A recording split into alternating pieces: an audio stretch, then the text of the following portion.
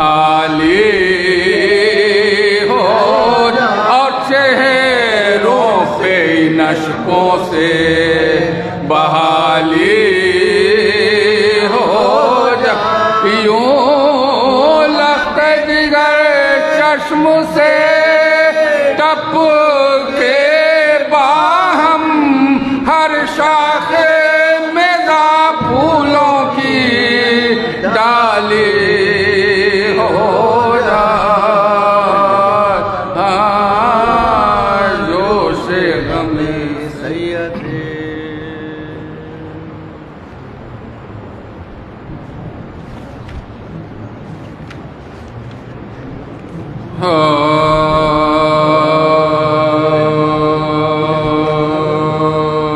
आलम के शहीदों में मुअज़्ज़म तू है आलम के शहीदों में मुअज़्ज़म तू है सरदार जना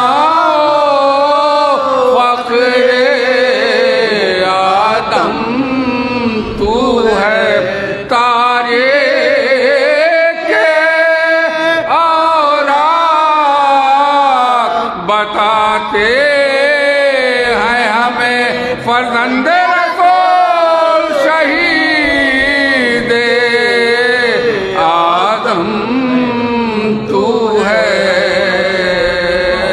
आलम।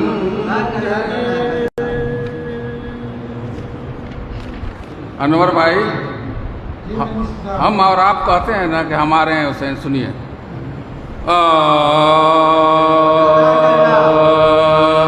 इनके हैं ना उनके ना तुम्हारे हैं हुसैन इनके हैं ना उनके ना तुम्हारे हैं हुसैन सच ये है कि हक वालों के प्यारे सच ये है कि हक वालों के प्यारे हैं हुसैन गर मकसद मौला से हम आहंग हो दिल तब मुँह से निकालो के हमारे हैं हुसैन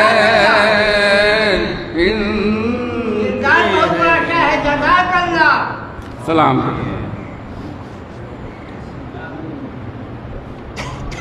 सलाम है सलाम उस पे जो कहती थी मेरे वीर हुसैन है सलाम उस पे जो कहती थी मेरे वीर हुसैन खाक में किसने मिला दी तेरी तस्वीर हुसैन है सलाम उस पे तुम तो परदेस में सर अपना कटा कर सोए तुम तो परदेस में सर अपना कटा कर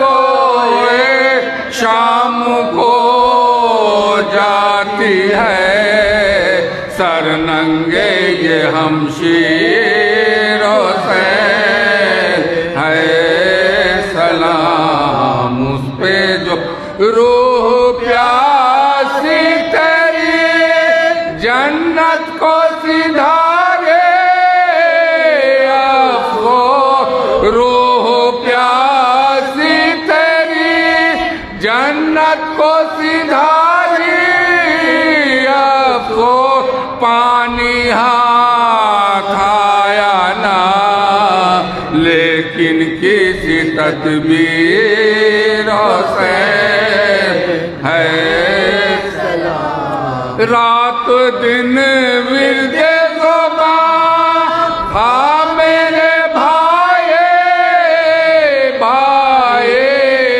رات دن ورد زبان تھا میرے بھائی بھائی، اب آخر کس کو کہے زینب دلگیر حسین ہے سلام اس پہ، کیا عبادت کا تمہیں ذوق تھا اللہ، کیا عبادت کا تمہیں ذوق تھا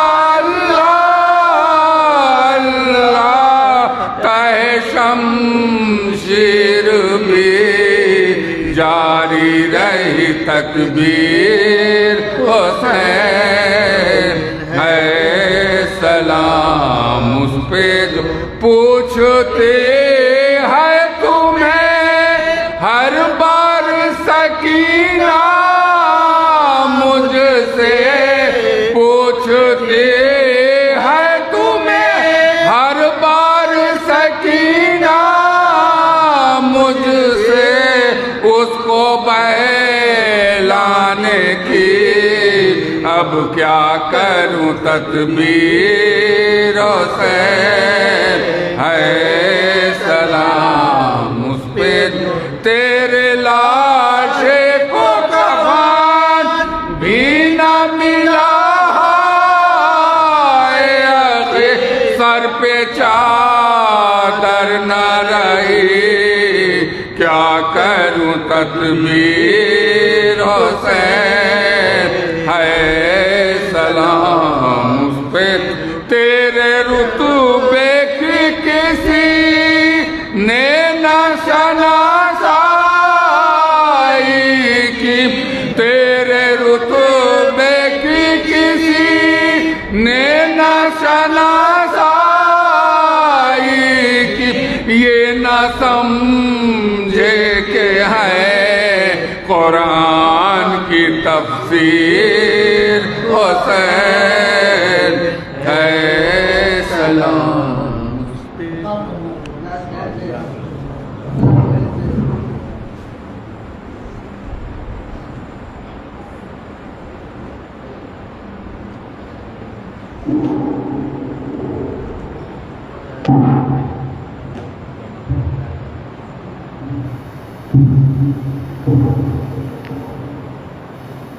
اور محمد وآل محمد صلی اللہ علیہ وسلم۔ حضرات، مجلس کا آغاز جناب اسرار حیدر صاحب اور ان کے ہمنوا نے سوسکانی کے ذریعے کر دیا ہے۔ یہ مجلس چہلم اس شخصیت کی ایصال ثواب کے عنوان سے رکھی گئی ہے جس کے جس کی شان میں جو کچھ بھی کہا جائے کم ہے، اس لیے کہ ایک ایسی زندگی گزار کے ہمارے درمیان سے گئے کہ میں سمجھتا ہوں کہ یہ ہمارے لیے ایک مثال ہے زندگی کو کیسے گزارنا چاہیے، اپنے بڑوں کے ساتھ کیسے رہنا چاہیے، اپنے چھوٹوں کے ساتھ کیسے رہنا چاہیے۔ زندگی کے ہر رخ میں انہوں نے اپنی ایک مثال ہم تمام کی حضرات کے سامنے پیش کی۔ میں کیا کہوں ان کی شخصیت کے بارے میں، میرے پاس لفظ ہی نہیں ہے۔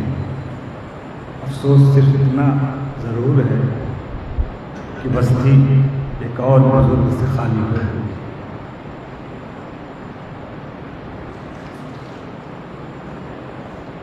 مجلس کو خطاب فرمائیں گے حجت الاسلام والمسلمین علی جناب مولانا ممتاز صاحب قبلہ صاحب، مولانا فضل ممتاز صاحب قبلہ۔ اس سے قبل چند اشعار میں بھی پیش کروں گا، اور میرے بعد جناب انور میرپوری صاحب، انور چچا۔ कुछ शेर आपकी खिदमत में पेश करेंगे, उसके बाद इंशाअल्लाह मौलाना ठीक 11:15 बजे मंबर पर तशरीफ ले आएंगे। एक बावाज़ बुलंद सलवात पढ़ ले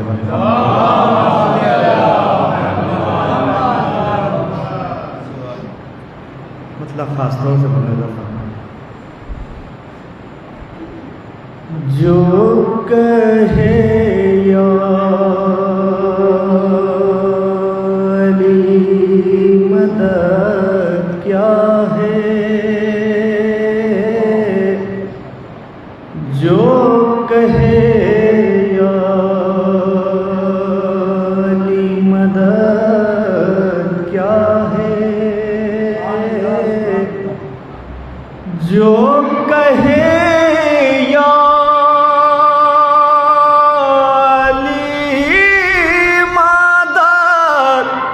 क्या है, उसके ईमान की सनद क्या है, उसके ईमान की सनद क्या है। हम बढ़ा देते हैं अगर हद से, हम बढ़ा देते हैं अगर हद से, तुम बता दो अली की हद क्या है, तुम बता दो। हम बढ़ा देते हैं अगर हद से, तुम बता दो अली की हद क्या है, तुम बता दो। शेर खास तौर से मुलाज़ा फरमाएंगे, देखेंगे उस्ताद खास तौर से, तुम बता दो अली की हद क्या है खुदा का भी एक नाम अली, है खुदा का, है खुदा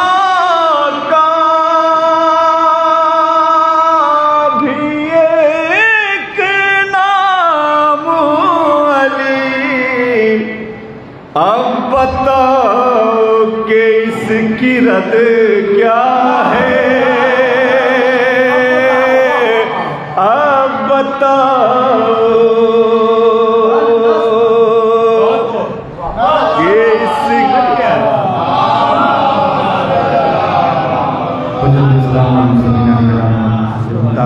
तशरीफ लाए। क़िबला का इस्तक़बाल एक बावाज़ बुलंद नारे से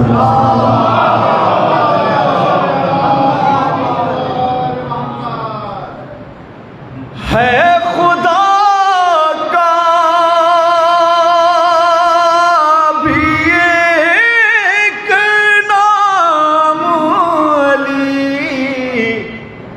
अब बताओ कि इसकी रद क्या है, देखो हुर और हुरमुला का चलन, देखो हुर देखो हुर और हुरमुला का चलन, जान लो नेक क्या है बद क्या है, जान लो नेक क्या है बद क्या है। हम बढ़ा देते हैं अगर हद से, तुम बता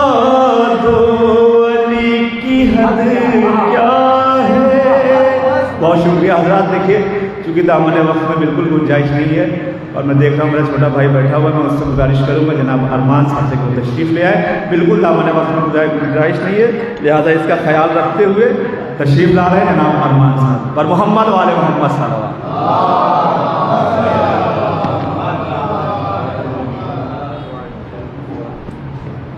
صلوات پڑھے.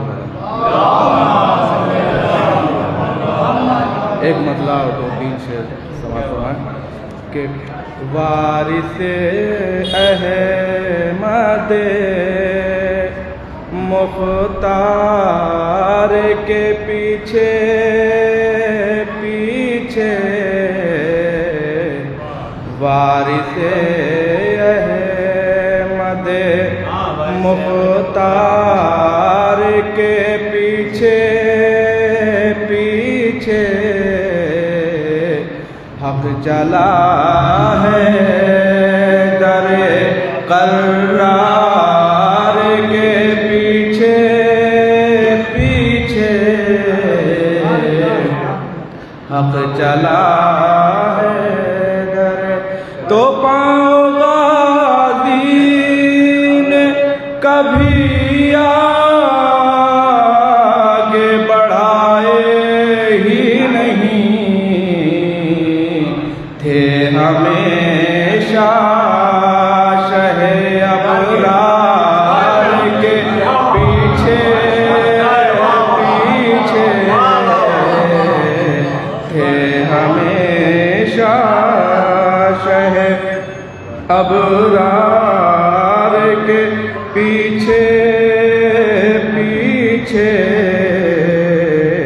زندگی چوم رہی تھی شہ والا کے قدم, موت تھی لشکر کفار کے پیچھے پیچھے, موت تھی لشکر کفار کے پیچھے پیچھے, تو کرنے کو دین نبی اپنے ہر ایک غم کا علاج چل پڑا بد بیمار کے پیچھے پیچھے.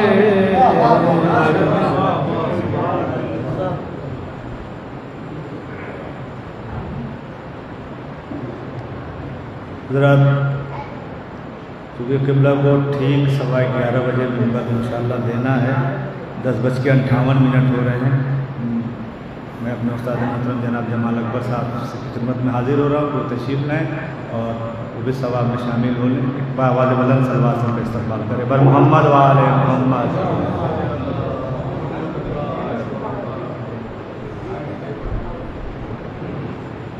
اللہم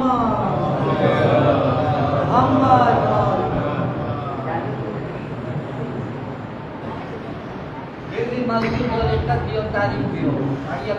حضرات قبل اس کے بارگاہ سید الشہداء میں اپنا نذرانہ عقیدت پیش کیا جائے.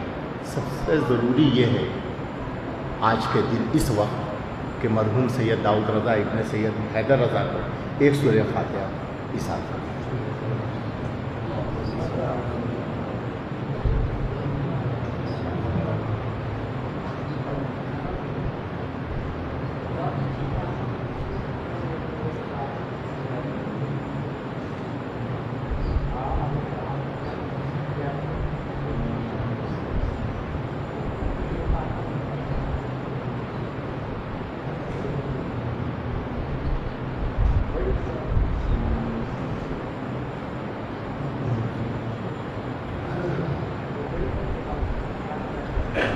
بآواز بلند نعرہ صلوات.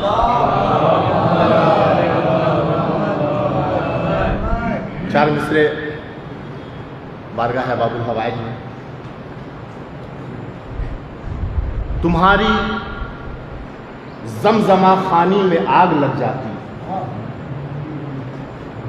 تمہاری زمزمہ خانی میں آگ لگ جاتی، فرات تیری روانی میں آگ لگ جاتی، تمہاری زمزمہ خانی میں آگ لگ جاتی، فرات تیری روانی میں آگ لگ جاتی، اور جلال حضرت عباس اس قدر تھا جمال، پسینہ گرتا جو پانی میں آگ لگ جاتی، پسینہ گرتا جو جلال حضرت عباس اس قدر تھا جمال، پسینہ گرتا جو پانی میں آگ لگ جاتی۔ اور 4 مصرے 2 کردار ہیں، ایک یزید اور ایک حسین، یہ 2 کردار ہیں تاریخ اسلام میں۔ 2 کردار کو 4 مصرے میں سماعت فرمائیں کہ درود پڑھیں آپ حضرات۔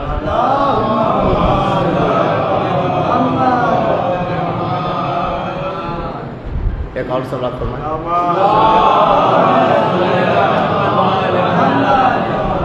کہ یہ پوچھنا ہی عبث ہے کہاں کہاں ہے حسین، یہ پوچھنا ہی عبث ہے، یہ پوچھنا ہی عبث ہے کہاں کہاں ہے حسین، جہاں جہاں ہے خدائی وہاں وہاں ہے حسین۔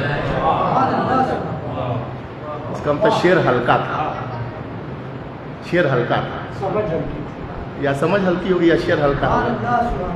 جہاں جہاں خدائی ہے، اصل ہے کہ دور کا سفر ہے، جہاں جہاں کہاں کہاں خدائی ہے، لوگوں کا ذہن کہاں کہاں تک جائے گا، اب وہاں تک لے جانے کے لیے پھر حسین کو ڈھونڈنا پڑے گا، تو تھوڑا لمبا سفر۔ بہرحال سماعت فرما لیں کہ یہ پوچھنا ہی عبث ہے کہاں کہاں ہے حسین، جہاں جہاں ہے خدائی وہاں وہاں ہے حسین۔ اور یزید رس و کثافت کی آندھیوں کا غبار، یزید رس و کثافت کی آندھیوں کا غبار، طہارتوں کا سمندر ہے آسماں ہے حسین، طہارتوں کا سمندر ہے آسماں ہے حسین۔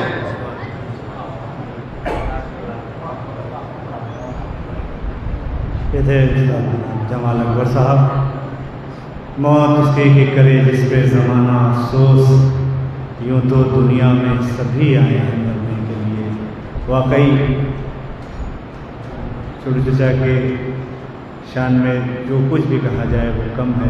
آئیے حضرات میں اس سلسلے کو اپنے آخری منزل میں لے آیا۔ میری مراد گزارش جناب انور چچا انور بھی پوری سے تشریف لے آئے اور اپنے تعزیتی کلام سے مرحوم کے خانوادے کے تسکین کا سبب بنے۔ میں گزارش گزار ہوں جناب انور بھی خدمت میں وہ تشریف لا رہے ہیں، ان کا استقبال آواز اللہ علیہ وسلم سے۔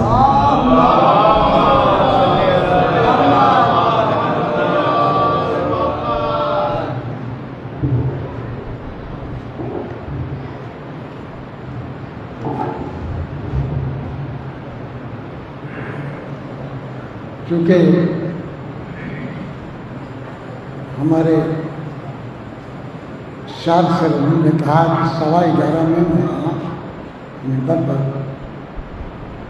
جلوہ افروز ممبر ہو جائیں گے، اس لیے اس کا لحاظ میں بھی رکھوں گا کہ 11:15 کے 2-3 منٹ پہلے ہی مولانا جلوہ افروز ممبر ہو جائیں۔ ایک سورۃ فاتحہ حضرات پڑھ کے سید داؤد رضا چھوٹے بابو مرحوم ابن سید حضرت رضا صاحب مرحوم کو پڑھ کے بخش دیں۔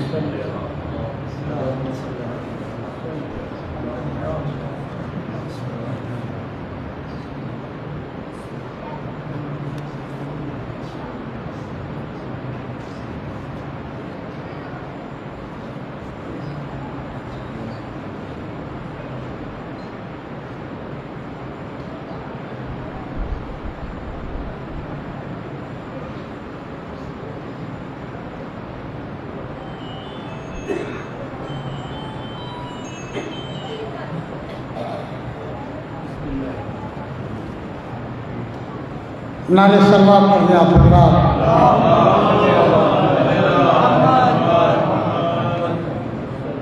ہماری کوشش رہتی ہے کہ موقع محل سے کچھ قطعات یا اشعار ہو جائیں، وہی پیش کیا جائے۔ اتفاق ہے 4 سے سماعت فرمائیں مرحوم کے حوالے سے۔ شامل सभी के गम में थे, सबकी खुशी में थे।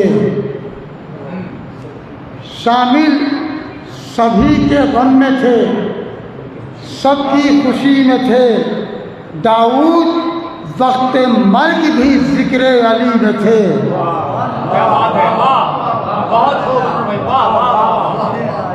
शामिल सभी के गम में थे, सबकी खुशी में थे। दाऊद वक्त मर्ग भी जिक्र अली में थे। शेर समाज फरमाएं कि 14 चिराग के लिए आँखों में रोशनी, 14 चिराग के लिए आँखों में रोशनी। तउम्र वो सुकून से बारादरी में थे।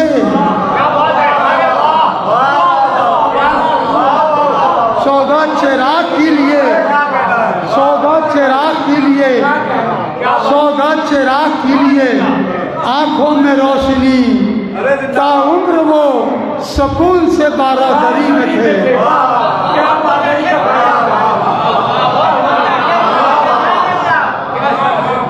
शामिल सभी के गम में, शामिल सभी के गम में, सभी की खुशी में थे। दाऊद वक्त मर्ग भी जिक्र अली में थे। 14 चिराग के लिए आँखों में रोशनी। ताउम्र वो सुकून से बारादरी में थे। ताउम्र वो सुकून से बारादरी में थे। मोहब्बत है आप हज़रात की। और चूँकि यहाँ हसनपुरा में बहुत ज़माने से मैं पढ़ता चला आया हूँ, पढ़ रहा हूँ, यहाँ हौसला मिलता है, इसलिए मैं कभी इनकार नहीं करूँगा, नहीं करता। इसलिए कि हौसला यहाँ बुलंद किया जाता है। अगर जान हो शेर में तब हौसला मिलता है, बेजान के हौसला नहीं मिलेगा।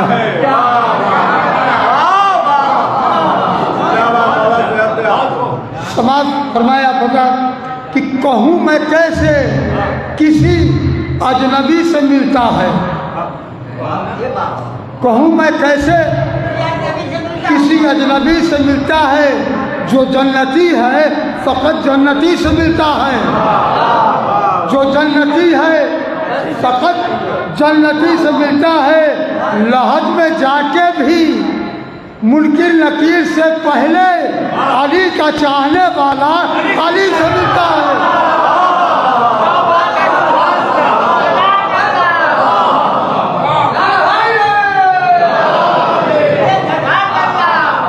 कहूँ मैं कैसे किसी अजनबी से मिलता है। जो जन्नती है फ़कत जन्नती से मिलता है। लहद में जाके भी मुनकिर नकीर से पहले अली का चाहने वाला अली से मिलता है। अली का चाहने वाला सलवात पढ़ने आप हज़रात।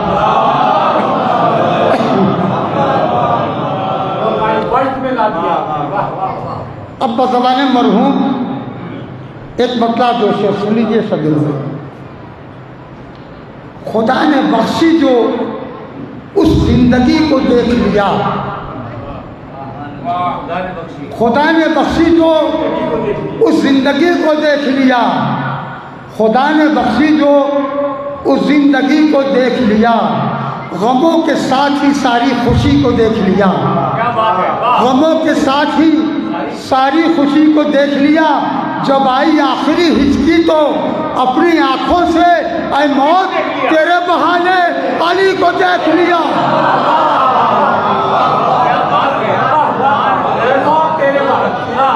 जब आई आखिरी हिचकी तो अपनी आंखों से ऐ मौत तेरे बहाने अली को देख लिया। ऐ मौत तेरे बहाने अली को देख लिया। अब मेरे नसीब को मरहूम बदवाने मरहूम कि मेरे नसीब को अहले वतन सलाम करें। मेरे नसीब को अहले वतन सलाम करें। अरे लहद में जाके भी बारादरी को देख लिया। मेरे नसीब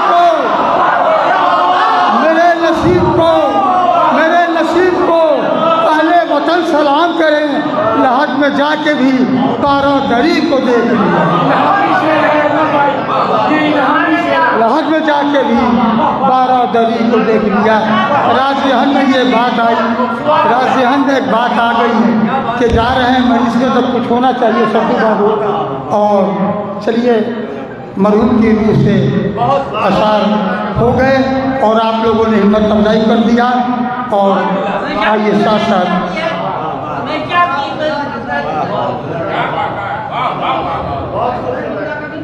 माशाअल्लाह अनवर चाचा, मौला आपको सेहत दे। वाकई आप जिस तरह से मोमिनीन हसनपुरा से मोहब्बत करते हैं और उनकी नहीं सी आवाज़ का भी लब्बैक कहते हैं, अल्लाह आपके इस जज्बे को और परवान चढ़ाए और आपको सेहत अता फरमाए। मैं तमाम मोमिनीन की खिदमत में गुजारिश गुजार हूँ कि उनकी सेहत और सलामती के लिए एक बाबा से बुलंद सलवात पढ़ ले।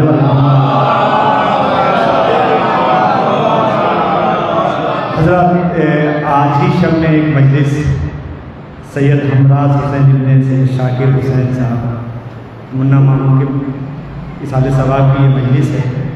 इस मजलिस से खिताब फरमाएंगे साहब क़िबला जौनपुर।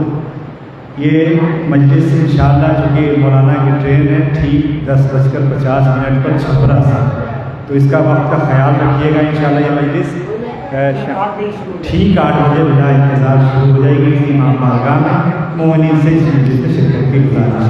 आइए हज़रात, जैसा मैंने आपको वक्त दिया था कि इंशाअल्लाह 11:15 बजे मौलाना मिंबर पर होंगे, मैं क़िबला का इस्तक़बाल इन 4 मिसरों से कर रहा हूँ कि ज़िंदगी तू ही बता कैसे तुझे प्यार करूँ, ज़िंदगी तू ही बता कैसे तुझे प्यार करूँ, तेरी हर सांस मेरी उम्र घटा देती है।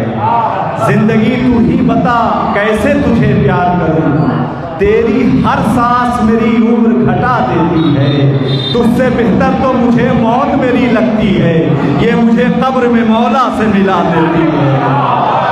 तुझसे बेहतर तो मुझे मौत मेरी लगती है, ये मुझे कब्र में मौला से मिला देती है।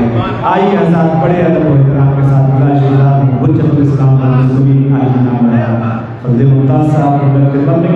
लाए। क़िबला का इस्तक़बाल बाबा से नारे सलवात से करके आप तुम्हारी अल्लाह से गुजारिश है थोड़ा थोड़ा आगे बढ़ाइए ताकि बाद में आने वाली परेशानी।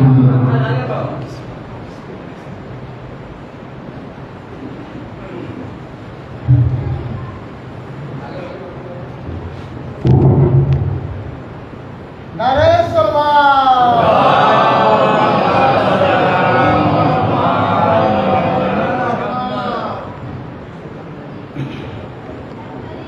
एक और जीती जाती सलवात आप हज़रात पढ़ लें।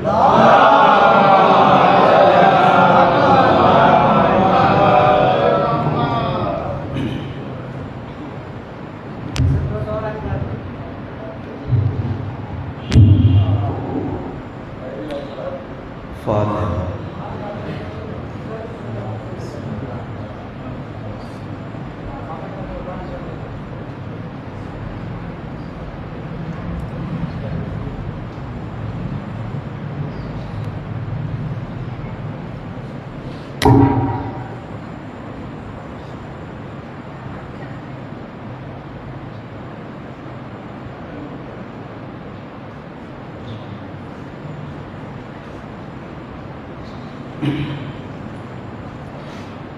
ला हौला वला कुव्वता इल्ला बिल्लाहिल अलिय्यिल अज़ीम। तवक्कलतु अलल हय्यिल लज़ी ला यमूत वल्हम्दुलिल्लाहिल्लज़ी लम यत्तखिज़ वलदन वलम यकुन लहू शरीकुन फिल मुल्क वलम यकुन लहू वलिय्युन मिनज़ ज़िल्ली वकब्बिरहु तकबीरा।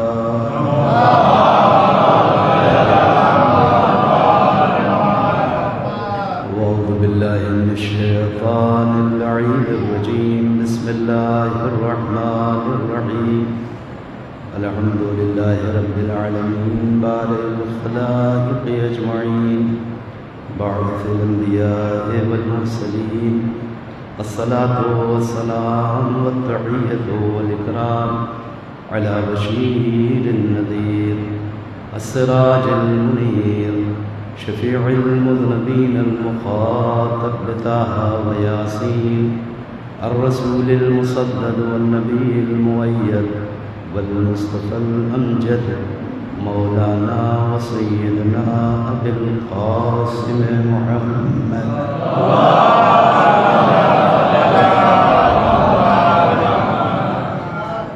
وعلى آله الطيبين الطاهرين المعصومين المظلومين ولعنة الله على أعدائهم أجمعين من الآن إلى قيام يوم الدين. أما بعد فقد قال الله تبارك وتعالى وقوله الحق. بسم الله الرحمن الرحيم. قل يا أيها الذين هادوا إن زعمتم أنكم أولياء لله من دون الناس فتمنوا الموت إن كنتم صادقين.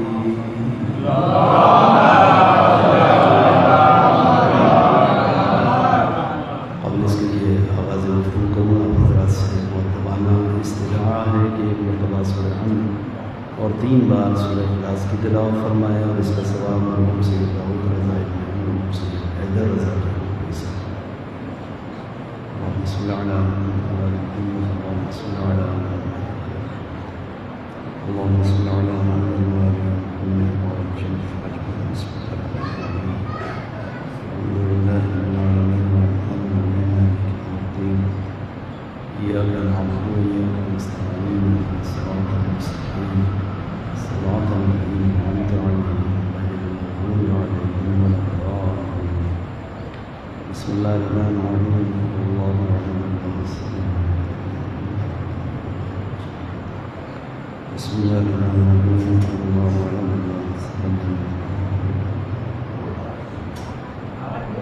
ذلك الله خبير بسم الله الرحمن الرحيم.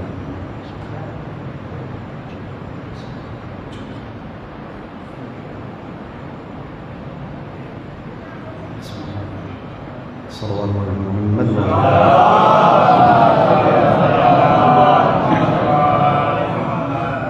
عزیزان گرامی، یقیناً آپ حضرات مستحضر ہیں کہ مجلسی سال ثواب کی ہے اور عنوان 6 منعقد ہے. میں نے ایک بار صلوات علی محمد والے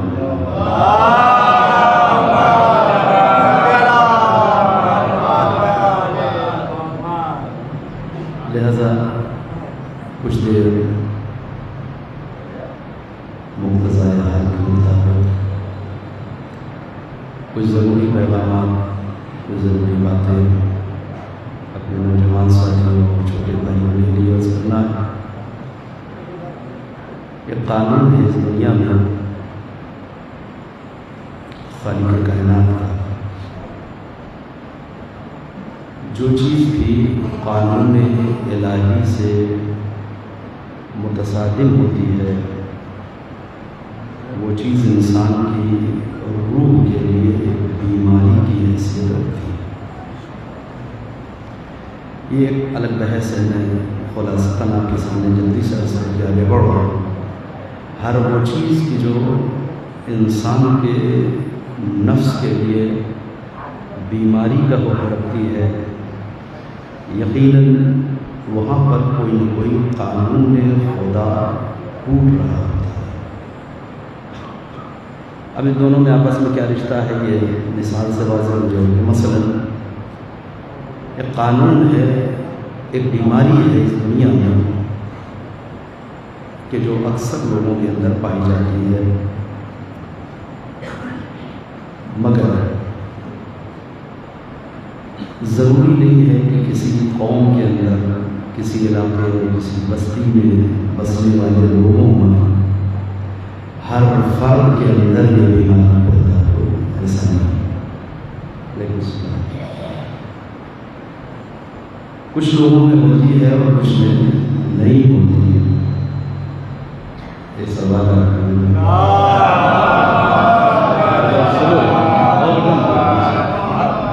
ایک اور سوال پڑھیں.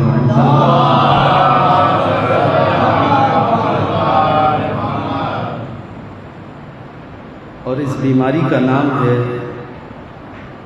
تکبر. یہ ایک مرض ہے، روح کا مرض ہے، روح کی بیماری ہے کہ جو اکثر لوگوں کو اپنی چپیٹ میں لے لیتا ہے. اور یہ اس قدر خطرناک بیماری ہے کہ اگر یہ بیماری پیدا ہو گئی تو پھر انسان کے نام اعمال میں کوئی نیکی باقی نہیں بچتی. تکبر کیا ہے؟ یعنی دوسروں سے خود کو بہتر اور بڑا سمجھنا.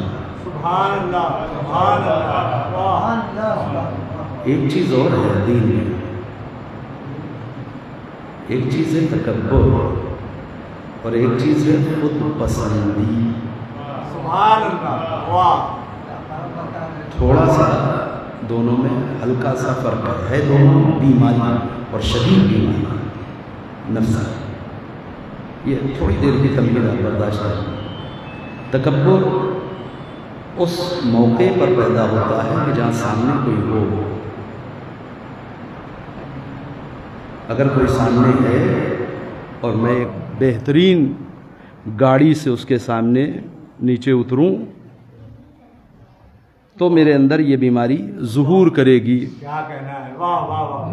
کوئی میرے مقابلے میں ہو اور اس سے قیمتی لباس میرے بدن پہ ہے تو یہ تکبر پیدا ہوگا. جب کوئی دیکھنے والا ہو، توجہ کریے گا، یہ ہے تکبر، یعنی دوسروں کے مقابلے میں دوسروں کے سامنے خود کو بڑا سمجھنا. لیکن یہ بیماری تنہائی میں بھی انسان کا ساتھ نہیں چھوڑتی. یعنی جہاں کوئی دوسرا نہیں موجود ہے، خود انسان اپنی نگاہوں میں اپنے نفس کو بڑا سمجھتا ہے. اکیلے میں، تنہائی میں، کمرے میں کوئی نہیں پوچھتا. اور ایسے میں خیال میں اپنی کسی عمل، اپنی کسی نیکی، اپنی کسی خصوصیت کی بنیاد پر خوش ہو رہا. توجہ کریے، یہ بھی تکبر ہی کی ایک قسم ہے اور یہ بھی شدید گناہ. تو یہ دو بیماریاں اکثر لوگوں میں پیدا ہوتی ہیں. کیا رشتہ ہے اس کا؟ جہاں خالق کائنات نے اپنے بندوں کی صفات بیان کیے ہیں قرآن مجید میں، 13-14 صفتیں ہیں کہ جو لگاتار ایک کے بعد ایک خالق کائنات نے بیان کیا ہے. ارشاد ہوتا ہے بسم اللہ الرحمن الرحیم وعباد الرحمن الذین یمشون علی الارض حولا.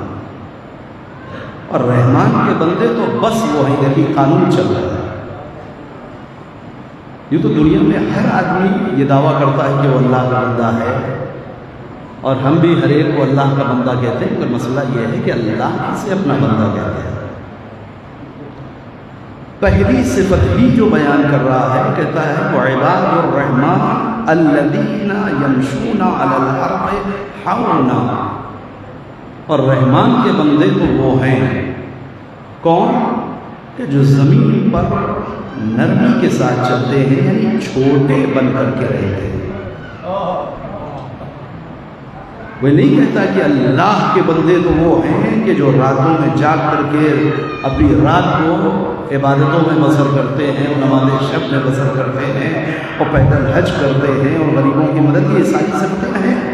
لیکن بعد میں سب سے پہلے جس صفت کو بیان کر رہا ہے کہ اللہ کے بندے، رحمان کے بندے وہ ہیں کہ جو زمین کے اوپر نرمی سے چلتے ہیں. نرمی سے چلنا یعنی خاضع رہنا، متواضع رہنا، چھوٹا بن کر کے رہنا. یہ قانون، توجہ کریے گا. تو جو انسان بھی زمین پر چھوٹا بن کر کے رہتا ہے پھر خدا اسے بڑا بناتا ہے. خدا اسے اوپر لے کر کے جاتا ہے. اور جو انسان اس زمین کے اوپر خود بڑا بن کر کے رہنا چاہتا ہے، یعنی اس اظہار میں زندگی، اس طریقے سے زندگی جیتا ہے، اس خیال میں جیتا ہے کہ اس روئے زمین پر سب سے بڑے ہم ہیں، سب سے بہتر ہم ہیں، تو یہ پہلا موقع ہے کہ یہیں سے وہ عبدیت پروردگار سے خارج ہو جاتا ہے باہر. اب اس کے بعد کی نیکیاں تو اس کے بعد ہے نا. پہلے تو انسان داخل ہو اللہ کی بندگی میں، اور اللہ کی بندگی میں داخل ہونے کے لیے شرط یہ ہے کہ انسان اس دنیا میں اپنے آپ کو دوسروں کے برابر یا دوسروں سے چھوٹا محسوس کرے. میرا موضوع قطعاً یہ نہیں ہے، توجہ کریے گا، میں صرف تمہید سے نکل رہا ہوں جلدی سے ایک بحث تک جانے کے لیے، ورنہ اس جگہ کے اوپر آپ کو امام رضا علیہ السلام کی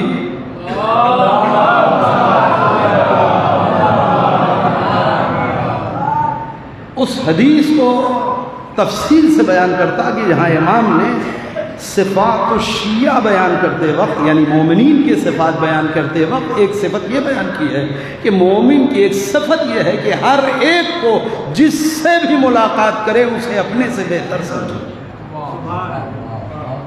جس راوی سے بیان کر رہے ہیں اس نے اس پر اشکال بھی کیا ہے، امام سے سوال بھی کیا ہے کہ ایسا کیسے ویسا. امام نے پھر اس کے جوابات دیے ہیں، مگر قانون یہ ہے کہ اگر کوئی بندہ مومن ہے واقعی خدا کا تو اس کی ایک صفت یہ ہے کہ وہ جس سے بھی ملاقات کرتا ہے اسے اپنے سے بہتر تصور کرتا ہے. قانون الہی یہ ہے کہ اللہ کی بندگی کے دائرے میں وہی آئے گا کہ جو سب سے پہلے زمین کے اوپر متواضع چلنا سیکھ لے، چھوٹا بن کر کے جینا سیکھ لے.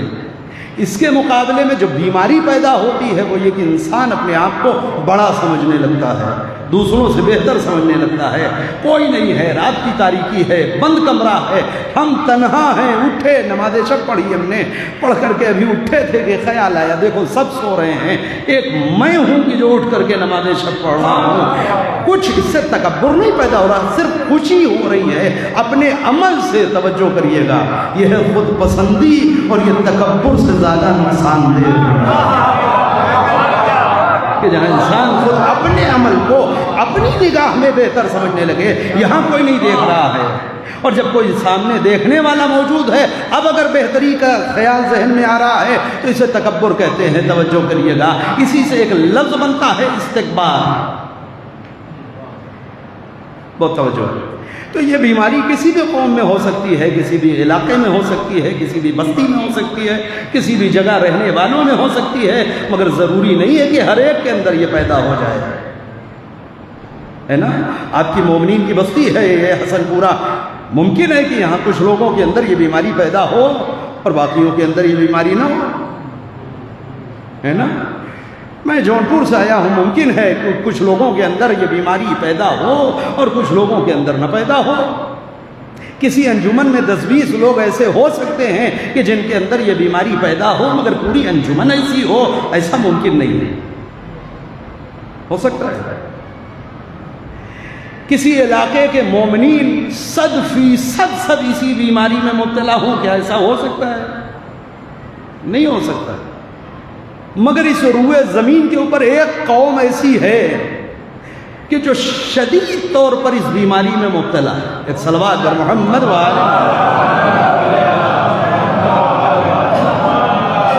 توجہ کریے گا، اس روئے زمین پر ایک قوم ایسی تنہا ہے کہ جس کے لیے میں نہیں کہہ رہا ہوں، خدا کہہ رہا ہے، اور بغیر کسی تخصیص کے کہہ رہا ہے، بغیر کسی استثناء کے کہہ رہا ہے. توجہ کریے، قرآن مجید میں بہت ساری آیتیں ہیں آپ کے پیش نظر ہے کہ جہاں خطاب الہی قل سے شروع ہوتا ہے. قل بات خدائی کی ہے، مگر اکثر ایک مزاج ہے، اللہ کا مزاج یہ ہے کہ جب بھی وہ مومنین سے خطاب کرتا ہے تو سیدھے سیدھے خطاب کرتا ہے. جب بھی کسی مومن سے کوئی بات کہنی ہوتی ہے تو پیغمبر ہی پر آیت نازل ہوتی ہے، مگر درمیان میں قل نہیں آتا. بسم اللہ الرحمن الرحیم، یا ایھا الذین آمنوا اتقوا اللہ وکونوا مع الصادقین. سیدھے سیدھے اے صاحبان ایمان اللہ کا تقوی اختیار کرو اور سچوں کے ساتھ ہو جاؤ، ہے نا. یا ایھا الذین آمنوا اطیعوا اللہ واطیعوا الرسول واولی الامر منکم. اے صاحبان ایمان اللہ کی اطاعت کرو، اس کے رسول کی اطاعت کرو، اور جو تم میں صاحبان امر ہیں ان کی اطاعت کرو. یعنی سیدھے خطاب صاحبان امر سے کرتا ہے. مگر جہاں کوئی مومن نہیں ہے، اب کوئی بات کہنی ہے تو خدا سیدھے مجھ سے خطاب نہیں کرتا، بلکہ درمیان میں پیغمبر کو رکھتا ہے. قل، اے پیغمبر آپ کہہ دیجئے. توجہ کریے گا، اے پیغمبر آپ کہہ دیجئے، قل یا ایھا الکافرون، اے میرے پیغمبر آپ کہہ دیجئے ان کافروں سے کہ اے کافروں، توجہ کریے، قل اعوذ برب الفلق، اے میرے پیغمبر آپ ان سے یہ کہہ دیجئے کہ ہم تو آسمانوں کے خدا کی پناہ چاہتے ہیں، یعنی بات کسی اور سے ہو رہی ہے، جس سے ہو رہی ہے وہ مومن نہیں ہے۔ اسی فہرست میں ایک آیت آ رہی، بسم اللہ الرحمن الرحیم، قل یا ایھا الذین ھادوا، اے میرے پیغمبر آپ کہہ دیجئے ان یہودیوں سے، خدا منہ نہیں لگا رہا، آپ کہہ دیجئے، قل آپ کہہ دیں، کیا کہہ دیں، کس سے کہہ دیں، یا ایھا الذین ھادوا، کہ اے یہودیو، ان زعمتم انکم اولیاء للہ، اگر تمہارے ذہن میں یہ بیماری پیدا ہو گئی، اگر تمہارا گمان یہ ہے، اگر تمہاری فکر یہ ہے کہ اس روئے زمین پر اللہ سے سب سے قریب، سب سے نزدیک، اللہ کے بہترین بندے، ولایت خدا، محبوب خدا، اللہ کی پسندیدہ قوم تم ہو۔ اتنے ترجمے میں نے اپنی مرضی سے نہیں کیے ہیں، بلکہ سارے ترجمے آپ کو لغت میں مل جائیں گے، اس لیے کہ ایک لفظ استعمال ہوا ہے ولی، یہ بیچارہ بڑا مظلوم سا لفظ ہے، واقعی بہت مظلوم لفظ ہے، اس کے ساتھ انصاف نہیں ہو پاتا۔ ولی اصل مادہ ہے ولایہ، مصدر ہے ولایت۔ ولایت کے معنی کیا ہیں؟ ولایت کے معنی دوست بھی ہیں، ولایت کے معنی قریبی بھی ہیں، ولایت یعنی دو لوگوں میں ایسا رشتہ کے درمیان میں کوئی تیسرا نہ ہو، ولایت کے معنی حاکم بھی ہیں، حکومت بھی ہے، ولی یعنی حاکم، یہ سارے معنی ہیں، یہ لفظ استعمال کر رہا ہے خدا۔ قل آپ کہہ دیجئے، یا ایھا الذین ھادوا، اے یہودیو، ان زعمتم، اگر تمہارا گمان یہ ہے، انکم اولیاء للہ، کہ صرف تم ہی لوگ ہو جو اللہ کے اولیاء ہو، ٹھیک ہے، اگر تمہارا گمان یہ ہے تو کیا کرو، فَتَمَنَّوُا الْمَوْتَ إِن كُنتُمْ صَادِقِينَ، اگر اس دعوے میں اپنے سچے ہو تو پھر موت کی تمنا کرو۔ بہت توجہ کریے گا، دیکھیے قرآن مجید بات کسی موقع پر کرتا ہے، کسی قوم سے کرتا ہے، کسی تناظر میں کرتا ہے، مگر قوانین آتے ہیں قرآن مجید میں۔ یہ قانون ہے کہ ولایت کا تصور جہاں پیدا ہوگا وہی تمنا موت پیدا ہوگا۔ بہت توجہ کریے گا، اگر وقت رہا تو میں اس پہ تھوڑا سا پلٹ کر کے آؤں گا۔ یعنی یہ ممکن نہیں ہے کہ انسان ولایت سے دور ہو اور تمنا موت پیدا ہو جائے، یہ دونوں چیزیں نہیں ہو سکتی ہیں۔ جتنا خدا سے قریب ہوتا جائے گا اتنا ہی شدید تمنا موت پیدا ہوتی چلی جائے گی،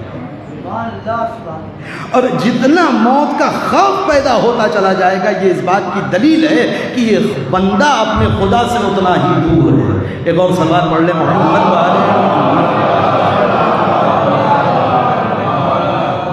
تو قرآن یہ کہہ رہا ہے کہ قُلْ يَا أَيُّهَا الَّذِينَ هَادُوا إِن زَعَمْتُمْ أَنَّكُمْ أَوْلِيَاءُ لِلَّهِ مِن دُونِ النَّاسِ، یہ سارے لوگوں کو الگ کر کے اس روئے زمین پر اگر صرف تم ایک ایسی قوم ہو کہ جو سب سے بہتر ہو، دیکھ رہے ہیں آپ، کچھ لوگوں کو الگ نہیں کیا قرآن نے، قُلْ يَا أَيُّهَا الَّذِينَ هَادُوا، سیدھے تمام یہودیوں سے، یعنی قرآن یہ بتا رہا ہے کہ اس روئے زمین پر ایک قوم ایسی ہے، ہو سکتا ہے تمہاری انجمن میں سب مریض نہ ہو، تمہارے علاقے میں سب بیمار نہ ہو، تمہارے شہر میں بسنے والے سب اچھے برے ہو سکتے ہیں، مگر اس روئے زمین کے اوپر ایک قوم ایسی بھی ہے کہ جس کو یہ خط ہے کہ اس زمین کے اوپر سب سے بہتر آدمی ہم ہیں، سب سے بہترین نسل ہم ہیں، اللہ کی محبوب بندے ہم ہیں، اللہ کی پسندیدہ قوم ہمیں قرآن کہہ رہا ہے.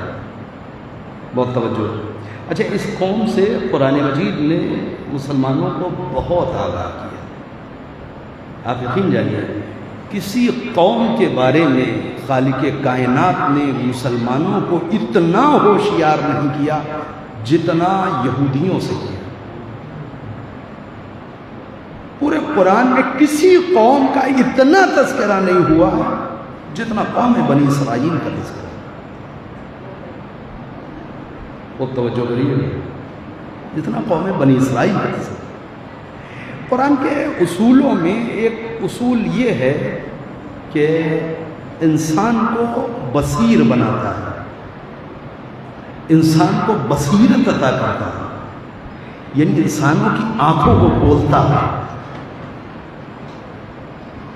وہ لوگ کہ جو آنکھ رکھنے کے باوجود منظر دیکھ کر کے متوجہ نہیں ہوتے، انہیں جھجوڑ کر کے دکھاتا ہے، اسے کہتے ہیں بصیرت کا پیدا ہونا. بسم اللہ الرحمن الرحیم. دیکھیں قرآن مجید ہے، قرآن کہتا ہے بسم اللہ الرحمن الرحیم، پیغمبر سے خطاب ہے. وَلَا تَجِدَنَّ أَشَدَّ النَّاسِ عَدَاوَةً لِلَّذِينَ آمَنُوا الْيَهُودُ وَالَّذِينَ أَشْرَكُوا. اے میرے پیغمبر، آپ ضرور ضرور ضرور پائیں گے مومنین کا سب سے بڑا دشمن کسے؟ الیہود والذین اشرکوا، یہودیوں کو اور مشرکوں کو. دو قوم کو نکالا کر رہا ہے اور تین تاکیدوں کے ساتھ کہہ رہا ہے. لام بھی داخل ہے فعل کے اوپر اور نون تشدید بھی، یعنی نون ثقیلہ بھی داخل ہے. ایک اور صلوات پڑھیں محمد وآل محمد کو.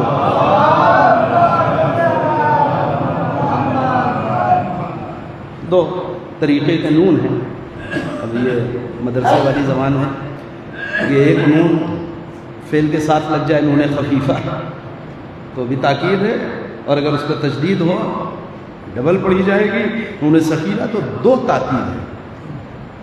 تین طرح کی تاکیدیں ہیں، اس جگہ پہ تینوں اللہ نے صرف کر دی. ولا لا بھی داخل ہے. ولا تجدن اشد الناس، سب سے زیادہ شدید دشمن آپ پائیے گا پیغمبر مومنوں کا. کسے؟ الیہود والذین اشرکوا، یہودیوں کو اور مشرکوں کو. دیکھو قرآن کھول رہا، آنکھیں کھول رہا کہ مومن کو ہوشیار رہنا چاہیے. تو دشمن شناسی قرآن مجید کا ایک موضوع ہے. قرآن مسلمانوں کو اس بصیرت کے مقام پہ لانا چاہتا ہے جہاں مسلمان اپنے دوست اور دشمن کو پہچان سکے. دیکھیے یہ بھی تو ایک خرابی ہے کہ انسان دوست کو ہمیشہ دشمن سمجھتا رہے اور دشمن کو ہمیشہ دوست سمجھتا رہے. آج دیکھ لیں آپ مسلمان ممالک کا اور مسلمان ملکوں میں بسنے والے لوگوں یا خاص طور سے مسلم ممالک کے حکمرانوں کی حالت یہی ہے کہ اس مقام پہ کھڑے ہیں جہاں یہ نہیں پہچان پا رہے، فیصلہ نہیں کر پا رہے کہ واقعی دوست کون ہے، دشمن کون ہے. فیصلہ نہیں آ رہا. اور قانون یہ بھی ہے، یہ سارے قوانین قرآن مجید کے ہیں کہ جب کوئی دشمن ہو تو اسے دشمن ہی سمجھو. اصول ہے، توجہ کریں آپ. یہاں پر رواداری کے خلاف یہ بات نہیں ہے. قرآن یہ نہیں کہہ رہا کہ اسے سلام دو، دعا اور ملنا جلنا اور خیر خیریت بند کر دو، لیکن اسے دشمن ہی کے خانے میں رکھو اگر وہ دشمن ہے. آپ کہیں گے کہاں ہے قرآن مجید میں؟ یا ایھا الذین آمنوا. ایک اور صلوات پڑھ لینا محمد وآل محمد.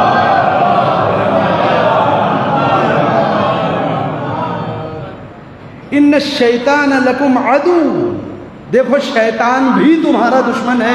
فاتخذوہ عدوا، تو تم اسے دشمن ہی سمجھو. یعنی جو دشمن ہو اسے دشمن سمجھو. بہت توجہ کریے. آج مسلمان ملکوں کے پاس یہ فیصلہ نہیں ہو پا رہا ہے کہ واقعی دوست کون ہے اور دشمن کون ہے۔ قرآن بتا رہا ہے کہ اگر تم نہیں سمجھ پا رہے تو ہم بتا رہے ہیں۔ اس روئے زمین پر اگر تم مومن ہو جاؤ گے تو سب سے شدید دشمن تمہارا کون ہے؟ یہ دو قومیں ہیں، ایک یہودی اور دوسرے مشرک۔ باقی قوموں کا یہاں پہ تذکرہ دشمن کی فہرست میں قرآن نے نہیں کیا۔ توجہ، اس سورہ میں یہ کہہ رہا ہے کہ دیکھو یہ وہ لوگ ہیں کہ جن کے اندر یہ خیال ہے کہ اس روئے زمین پہ ہم سے بہتر قوم کوئی نہیں۔ یہ وجہ ہے کہ آپ دیکھیں کہ دنیا میں ہر مذہب کے ماننے والوں کی تعداد میں اضافہ ہو رہا ہے، تیزی سے لوگ پھیل رہے ہیں، بلکہ یہ آپ سمجھ لیں کہ ہر مذہب میں کوئی نہ کوئی ایک دروازہ ہے، اس دروازے سے جو چاہے اس مذہب میں داخل ہو سکتا ہے۔ ہر مذہب میں ایک ڈور ہے، ایک راستہ ہے، اس راستے سے جو چاہے اس مذہب میں داخل ہو سکتا ہے۔ مثلا اسلام میں ایک دروازہ ہے، اس دروازے کے دو پارٹ ہیں، لا الہ الا اللہ محمد رسول اللہ۔ اسلام کی ایک باؤنڈری ہے، ایک چہار دیواری ہے، جو باہر ہے اس سے وہ جب چاہے اس ڈور سے داخل ہو سکتا ہے نا۔ پیغمبر نے کیا ہے، ہر زمانے میں لوگ ہوتے رہے، اشہدو ان لا الہ الا اللہ اشہدو ان محمد رسول اللہ، لوگ داخل ہو گئے، وہ جو باہر تھا اب اندر ہے۔ عیسائیوں کے ہاں دیکھیے آپ طریقہ ہے اپنا، ایک صبح و شام وہ لوگوں کو تبدیل کرتے ہیں اور عیسائی بناتے ہیں، ہے نا۔ مشرکوں کے ہاں بھی اپنا کچھ نہ کچھ طریقہ ہے، اس طریقے سے جو چاہے ان کے دین میں داخل ہو جائے۔ ابھی کچھ دن پہلے دیکھا ہوگا نا آپ نے، دیکھا نا ایک صاحب جو رضوی تھے وہ تیاگی ایسے ہی بنے۔ ایک صلوات پڑھیں محمد والے۔ ایک ڈور ہوتا ہے، ہر مذہب میں ایک ڈور ہے کہ اس ڈور سے، اس راستے سے، اس طریقے کو فالو کر کے جو چاہے اس مذہب کا حصہ بن سکتا ہے۔ مگر اس روئے زمین پر ایک قوم تنہا ایسی ہے کہ جس کے ہاں نہ کوئی ڈور ہے، نہ دروازہ ہے، نہ کھڑکی ہے، کچھ نہیں ہے۔ یعنی باہر کا کوئی آدمی کچھ پڑھ لے کسی بھی طریقے سے، وہ یہودی نہیں بن سکتا۔ اس لیے ان کی تعداد بہت کم ہے۔ کیوں نہیں بن سکتا؟ کیونکہ وہی خیال کہ یہودی دنیا میں کسی قوم کو یہ حق نہیں ہے کہ وہ ہمارے برابر ہو جائے۔ یہودی جو بھی ہوگا وہ نسلاً بعد نسل یہودی ہوگا، اگر نسل میں ہے تو ہی یہودی بنے گا، ورنہ کوئی کلمہ زبان پہ جاری کر کے، کوئی فقرہ زبان پہ جاری کر کے کوئی انسان یہودی نہیں بن سکتا ہے۔ توجہ کریے، یہ استکباری مزاج، یہ اپنے آپ کو بڑا سمجھنا، یہ سب سے بہتر ہونے کا ذہن میں خناس۔ توجہ، قرآن ایک اصول لے کر کے یہاں پر آیا، کہتا اگر یہ اپنی اس دعوے میں سچے ہیں پیغمبر، تو آپ ان سے یہ کہہ دیجئے کہ فَتَمَنَّوُا الْمَوْتَ إِن كُنتُمْ صَادِقِينَ، اگر تم اپنے اس دعوے میں سچے ہو تو ذرا موت کی تمنا کر کے دیکھو۔ دیکھو موت کی تمنا کرو، کیا موت کی خواہش دل میں پیدا ہو رہی یا نہیں؟ توجہ کریے گا۔ اگر ابھی تک آپ خستہ ہو گئے ہیں تو آپ دو آیتیں اور سن لیجئے اور بات کھل کر کے سامنے آ جائے، بجائے اس کے کہ قرآن جواب کا انتظار کرے، خالق کائنات فوراً نتیجہ دے رہا ہے، کہتا ہے وَلَا يَتَمَنَّوْنَهُ أَبَدًا۔ پیغمبر میں آپ کو بتاؤں، یہ وہ قوم ہے جو ہرگز موت کی تمنا نہیں کر سکتے۔ وَلَا يَتَمَنَّوْنَهُ أَبَدًا، کبھی بھی موت کی تمنا نہیں کر سکتی۔ توجہ کریے گا۔ پھر قل آپ ان سے کہہ دیجیے ان الموت الذی تفرون من، بے شک وہ موت جس سے تم لوگ فرار کرتے ہو۔ دو لفظیں آ رہی دو آیتوں میں، پہلی ہے قانون فیصلہ ولا یتمنونہ ابدا، کیوں؟ بما قدمت، جو کچھ یہ کر چکے ہیں اس کی بنیاد پر کبھی بھی موت کی تمنا نہیں کریں گے۔ قل ان الموت الذی تفرون من، آپ ان سے یہ کہہ دیجئے جس موت سے تم لوگ فرار کر رہے ہو فإنہ ملاقیکم، وہ تم سے ملاقات کرے گی، وہ فرار نہیں کرے گی، وہ بہرحال ملاقات کر لے گی۔ دو باتیں، یعنی ایک قوم ایسی ہے اس دنیا میں کہ جو اس دنیا میں اپنے آپ کو سب سے بہتر سمجھے گی. جاگیے گا، میرے ساتھ رہیے گا. ایک قوم کا تعارف کرا رہا ہے خدا کی ایسی ہے اس دنیا میں کہ جس کو یہ خبر سوار ہے کہ اس دنیا میں ہم سے بہتر کوئی نہیں، مگر اس کی کمزوری یہ ہے کہ یہ موت کی تمنا نہیں کر سکتی. ایک دوسرے موت کو دیکھ کے فرار کرے گی. دو، جو کریے گا، موت کو دیکھ کر کے فرار کرے گی. یہ دو بیماریاں اس کے اندر ہیں، یعنی موت کے لیے کبھی تیار نہیں ہوگی، اور اگر موت کا منظر سامنے ہوگا تو یہ ہمیشہ فرار کا راستہ اختیار کرے گی. یہ ساری باتیں خدا کر کہاں رہا ہے؟ یہ ساری باتیں کہاں ہو رہی ہیں؟ سورہ جمعہ میں.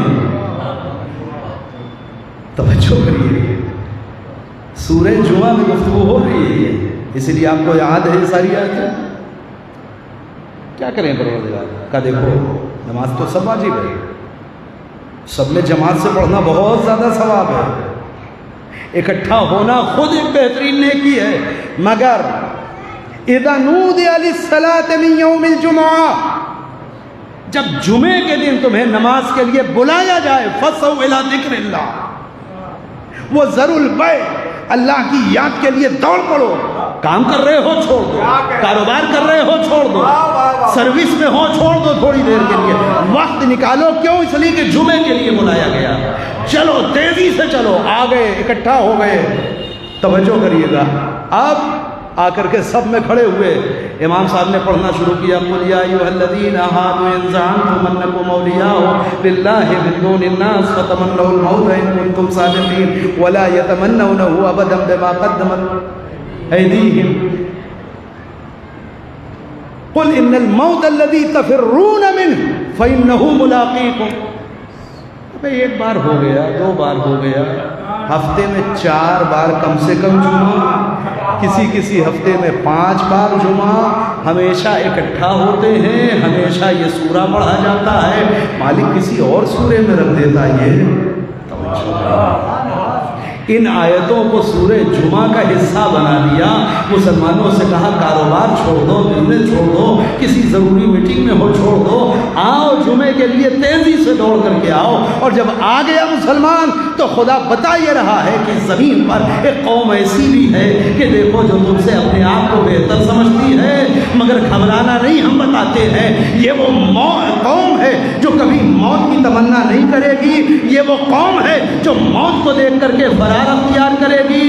مگر افسوس یہ ہے کہ سال بھر، ہفتے بھر نماز نہ پڑھنے والا مسلمان بھی جمعے کو نہا دھو کر کے، لباس پہن کر کے، آمادہ ہو کر کے، جمعے میں اگلی صف میں کھڑا ہو کر کے جمعہ پڑھ کر کے بھی جب باہر نکلتا ہے تو نہ دشمن کو پہچان رہا ہے، نہ بصیرت پیدا ہوئی ہے. یعنی یہ وہ سبق ہے کہ جو خدا نے اتنی بار پڑھایا ہے، آج تک مسلمان اسی سبق کو نہیں پڑھ پایا. کہتا نہیں وہ سپر پاور ہے، اس کے پاس ایسے ہتھیار ہیں، اس کے پاس ایسے میزائل ہیں، اس کے پاس ایسے ٹینک ہیں، ان کے پاس اتنی بڑی فوجی قوت ہے. ہمارا قرآن کہہ رہا ہے کہ دیکھو یہ ڈرپوک قوم ہے، یہ موت سے نہیں جل سکتی، یہ موت کے مقابلے میں فرار کرے گی. مسلمانوں کی مشکل تو یہ ہے کہ جمعہ تو بڑے شوق سے پڑھتا ہے، نہ قرآن پہ بھروسہ ہے، نہ خدا پہ اعتماد. سلوات پڑھیں محمد والے.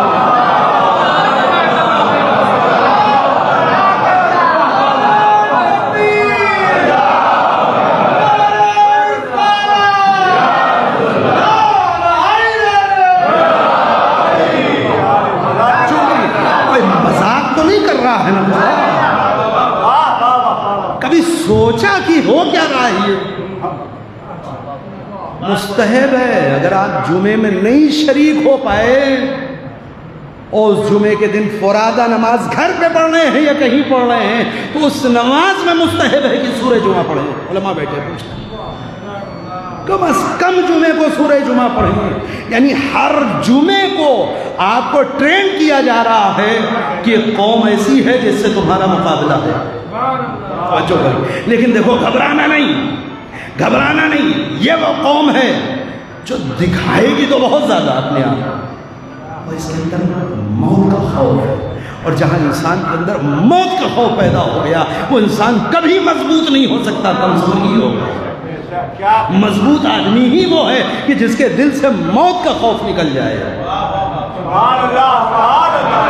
آدمی کی مضبوطی کا دار و مدار اسی پر ہے کہ اگر اس کے اندر سے خوف موت کا نکل جائے. دل میں موت کا خوف نہیں ہے یہ انسان کچھ بھی کر سکتا ہے، لیکن جہاں موت کا خوف پیدا ہو گیا اب یہ کتنا لہیم شہیم ہے اس میں نہ جاؤ، کتنا لہم اور کتنا شہم ہے اس کے اندر. لہم یعنی گوشت، شہم یعنی چربی. لہیم شہیم یعنی ایک بڑا جس میں گوشت اور چربی زیادہ ہو، مضبوط جسم، اس پہ نہ جاؤ. اگر موت کا خوف ہے تو فرار ہی کرے گا.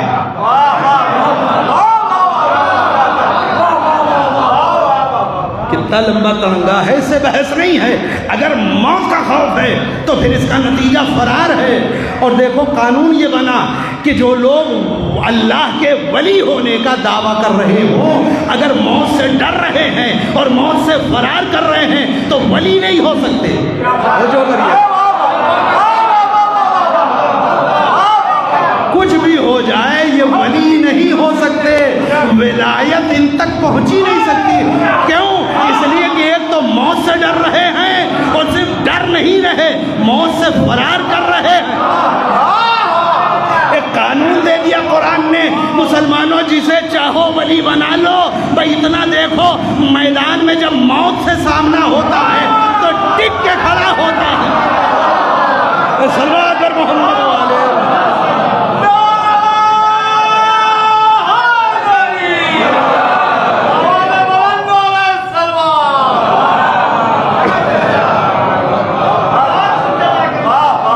یہی تو کہہ رہے تھے اتزم، اگر تمہارا گمان یہ ہے انکم اولیاء للہ، تو اگر اس دعوے میں سچے ہو تو کرنا کیا ہے؟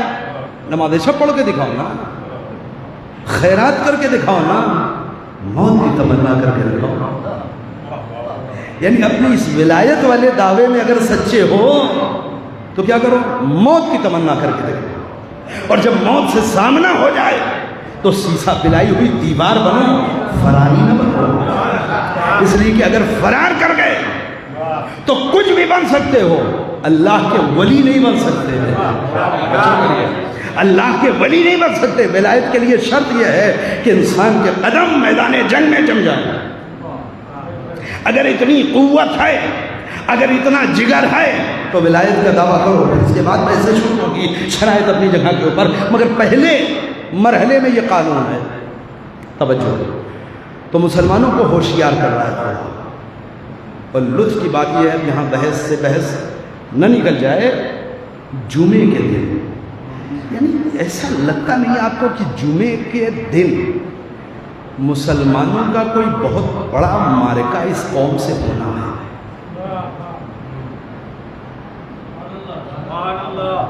سمجھنا ہے؟ دن جمعے کا ہوگا اور کوئی قوم ایسی ہوگی کہ جس قوم سے ایک فائنل وار ہونی ہے. اس فائنل وار میں مسلمانوں کا مورل بڑھا رہا ہے خدا، حوصلہ بڑھا رہا ہے کہ تم تو مسلمان ہو، تم تو خدا پر ایمان رکھنے والے ہو، تمہارے اندر تو شہادت کا جذبہ اور شوق ہے، ذرا بھی نہ گھبرانا. جس قوم سے مقابلہ ہے ہم اندر کی بات بتاتے ہیں، یہ موت سے ڈرتی ہے. توجہ کریے، یہ موت سے ڈرتی ہے اور یہ موت سے فرار کرے گی. اچھا آپ کو ایک ایڈریس اور دے کر کے جلدی سے نکل رہا ہوں. سورہ حشر، سورہ جمعہ ہے، سورہ حشر میں پھر خدا اس قوم کا تذکرہ کرتا ہے اور اس میں ایک خاص صفت بتاتا ہے. ہاں یہ وہ قوم ہے کہ جو بڑے بڑے مضبوط قلعوں میں بیٹھ کر کے جنگ لڑ سکتی ہے. یہ قرآن مجید ہے. کسی دیوار کے پیچھے سے حملہ کر سکتی ہے، میدان میں نہیں آ سکتی. جو یعنی یہ اوپر سے بمباری کر سکتی ہے، دور بیٹھ کے میزائل مار سکتی ہے، گراؤنڈ میں آ کر کے جنگ نہیں لڑ سکتی. ہم بتا رہے ہیں یہ کرائے پر آج بھی دیکھ لیجیے، آپ پوری تاریخ میں دیکھ لیں، کرائے پر دوسروں کے فوجیوں کو لا کے میدان میں جنگ کسی قوم سے لڑ سکتی ہے، خود میدان میں کھڑی ہو کر کے کبھی نہیں لڑ سکتی۔ توجہ کریے، یہ نیٹو سے فوج لا سکتی ہے، یہ دوسرے ملکوں سے کرائے پہ فوجی لا سکتی ہے، خود دور بیٹھ کر کے بمباری کر سکتی ہے، میدان میں نہیں آ سکتی۔ ان کی تاریخ پرانی ہے، انہوں نے کرائے پہ بلا کر کے مرحبا محمد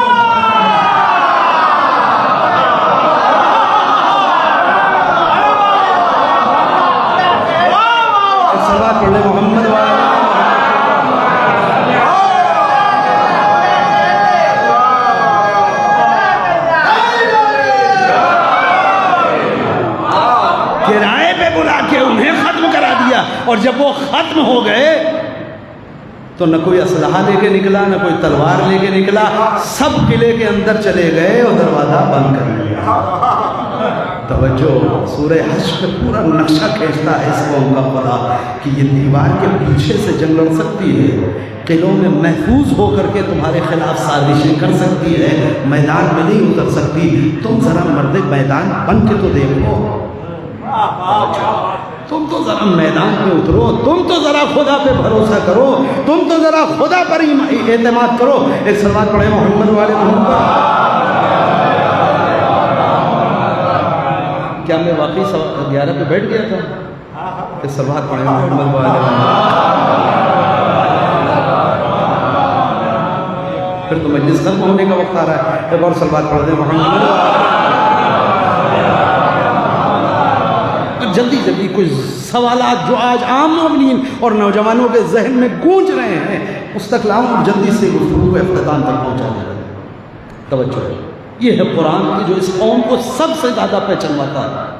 پوری ذمہ داری سے کہہ رہا ہوں، آپ قرآن مجید پڑھ لیں، سب سے زیادہ جس قوم سے ہوشیار کیا خدا نے آپ کو، ہم کو، مسلمانوں کو، وہ یہ قوم ہے۔ حد یہ ہو گئی کہ پورے سورہ جمعہ میں شروع کی 1-2 آیتیں نکال دیجئے آپ، اللہ کی حمد و ثنا، اور آخر میں مسلمانوں کی بے ثباتی، اور درمیان میں اتنا لمبا چوڑا تذکرہ صرف اسی قوم کا ہے نا۔ یہ سب کہنے کے بعد آخر میں مسلمانوں کی حالت بیان کیا ہے، مگر یہ قوم، اس قوم کو سمجھایا جا رہا ہے۔ کون سی قوم؟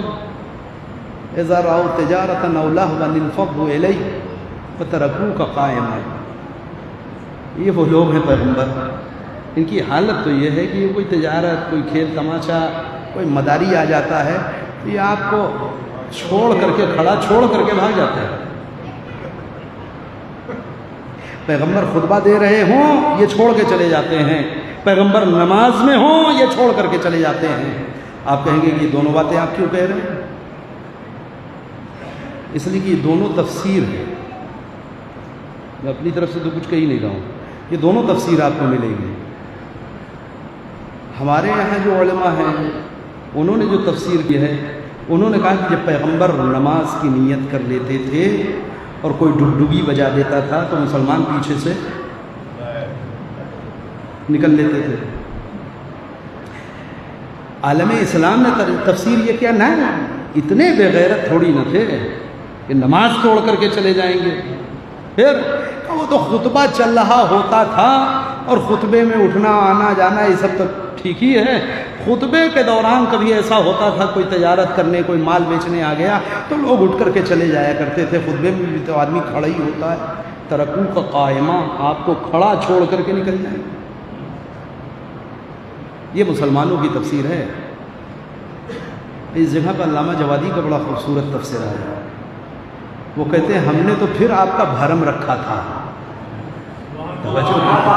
ہم نے تو آپ کا پھر بھرم رکھا تھا کہ نماز میں جا رہے ہیں، نماز میں کم از کم پیغمبر کا منہ دوسری طرف ہوتا تھا، پیچھے سے چلا گیا، مگر خطبے میں اتنی دیدہ دلیری کہ پیغمبر دیکھ رہے ہیں وہ لوگ چلے گئے۔ صلوات پڑھیں محمد والے۔ یہ دونوں ترجمے ہیں۔ تو ایک حالت یہ بتائی ہے، ان سے کہہ دیجئے کہ اس تجارت کے چکر میں کہاں پڑے ہو، یہ مال ہو، یہ خریداری، اللہ جو تمہیں دینے والا ہے وہ کہیں زیادہ ہے، اور اللہ سے بہتر رازق کوئی نہیں۔ اصل جو بحث ہے پورے سورہ جمعہ میں وہ اس قوم کی صفتیں بیان ہے۔ توجہ کریے، کیا آپ کو نہیں لگتا میرے عزیز بھائیوں، جوان دوستوں، کہ جمعے سے اس قوم کا کوئی گہرا تعلق ہے؟ جمعے سے اور کیا کیا ہے؟ جمعے کے دن آپ کی اور کیا کیا ذمہ داریاں ہیں؟ جمعے کے دن کیا ہونا ہے ایسا؟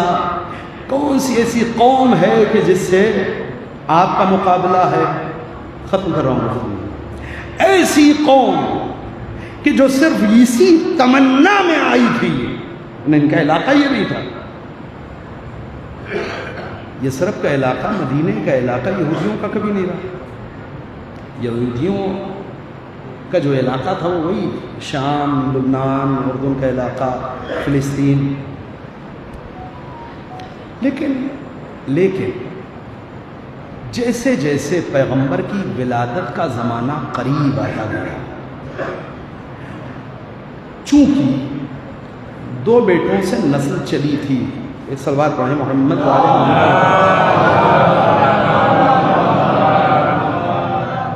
خیر، اصل قضیہ شروع ہوتا ہے جناب ابراہیم سے۔ اب میں نہیں چاہ رہا ہوں قطن کی رات کی مجلس میں پھر اس بحث کو کنٹینیو کروں، لہذا ایک موڑ تک لا کر کے پہنچا رہا ہوں۔ اصل قضیہ شروع ہوتا ہے جناب ابراہیم سے۔ جناب ابراہیم وہ نبی، وہ بندے خدا جسے خدا نے اپنا دوست بنایا، بہت بڑا شرف دیا ہے۔ دوستی کے لیے پھر کوئی چیز کامن ہونی چاہیے نا، مشترک ہو۔ کہاں بندہ اور کہاں خدا؟ لیکن یہ دعویٰ جناب ابراہیم کا نہیں ہے۔ اللہ نے جناب ابراہیم کو خلت عطا کی، خلیل بنایا، یعنی برگزیدہ ہے، نگاہ خدا نے منتخب کر لیا۔ ہاں یہ میرا بندہ ہے مگر میرا دوست ہے۔ بہترین انسان اس روئے زمین پر کون؟ جناب ابراہیم، اس عہد تک۔ جناب ابراہیم کی نسل دو بیٹوں سے چلی،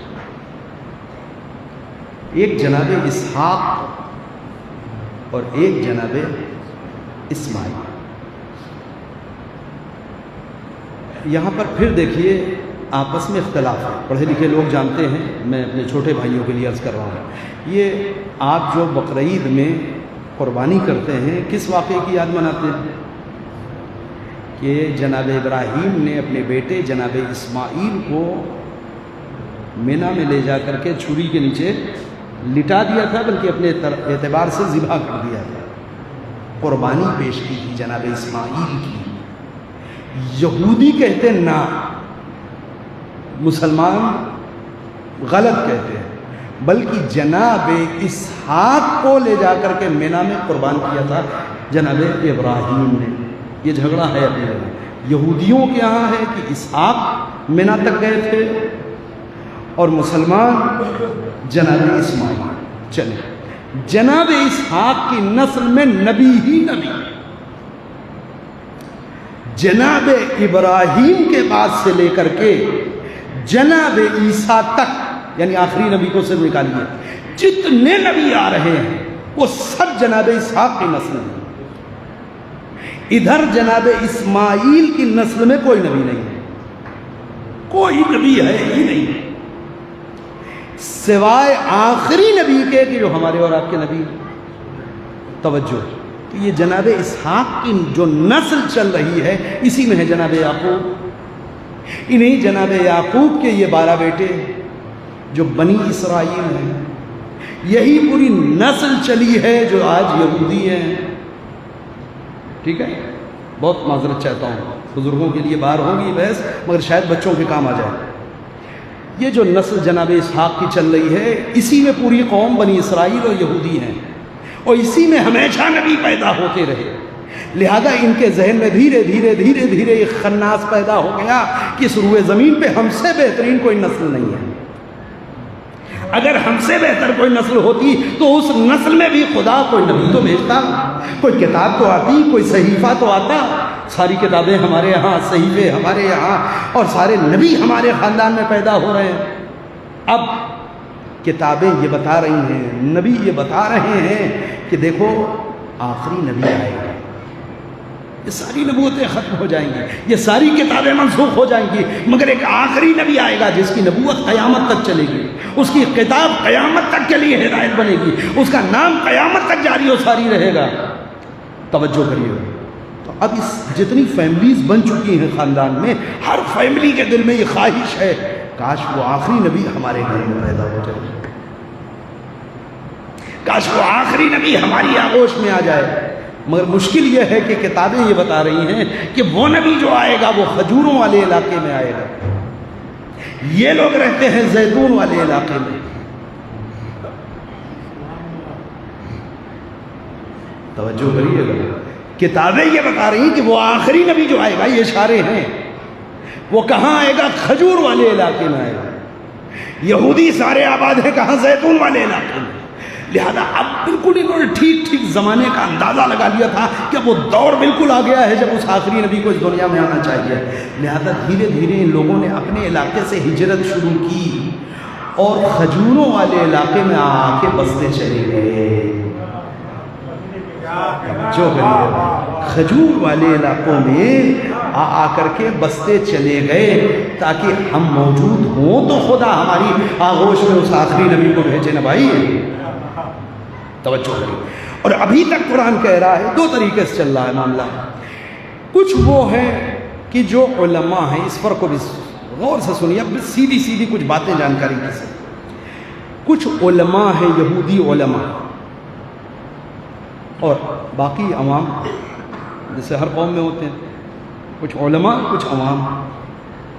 عوام جو ہے یہ مخلص ہے، اس کی خواہش یہ ہے ابھی تک کہ وہ آخری نبی ہماری آغوش میں آ جائے، ہماری نسل میں پیدا ہو جائے، اور ارادہ ہے کہ جب وہ آخری نبی آ جائے گا تو ہم تن من دھن سے اس کا ساتھ دیں گے، اس پہ ایمان لائیں گے۔ قرآن کہہ رہے ہیں، قرآن کہہ رہے ہیں، سچے ہیں اپنے اس ارادے میں۔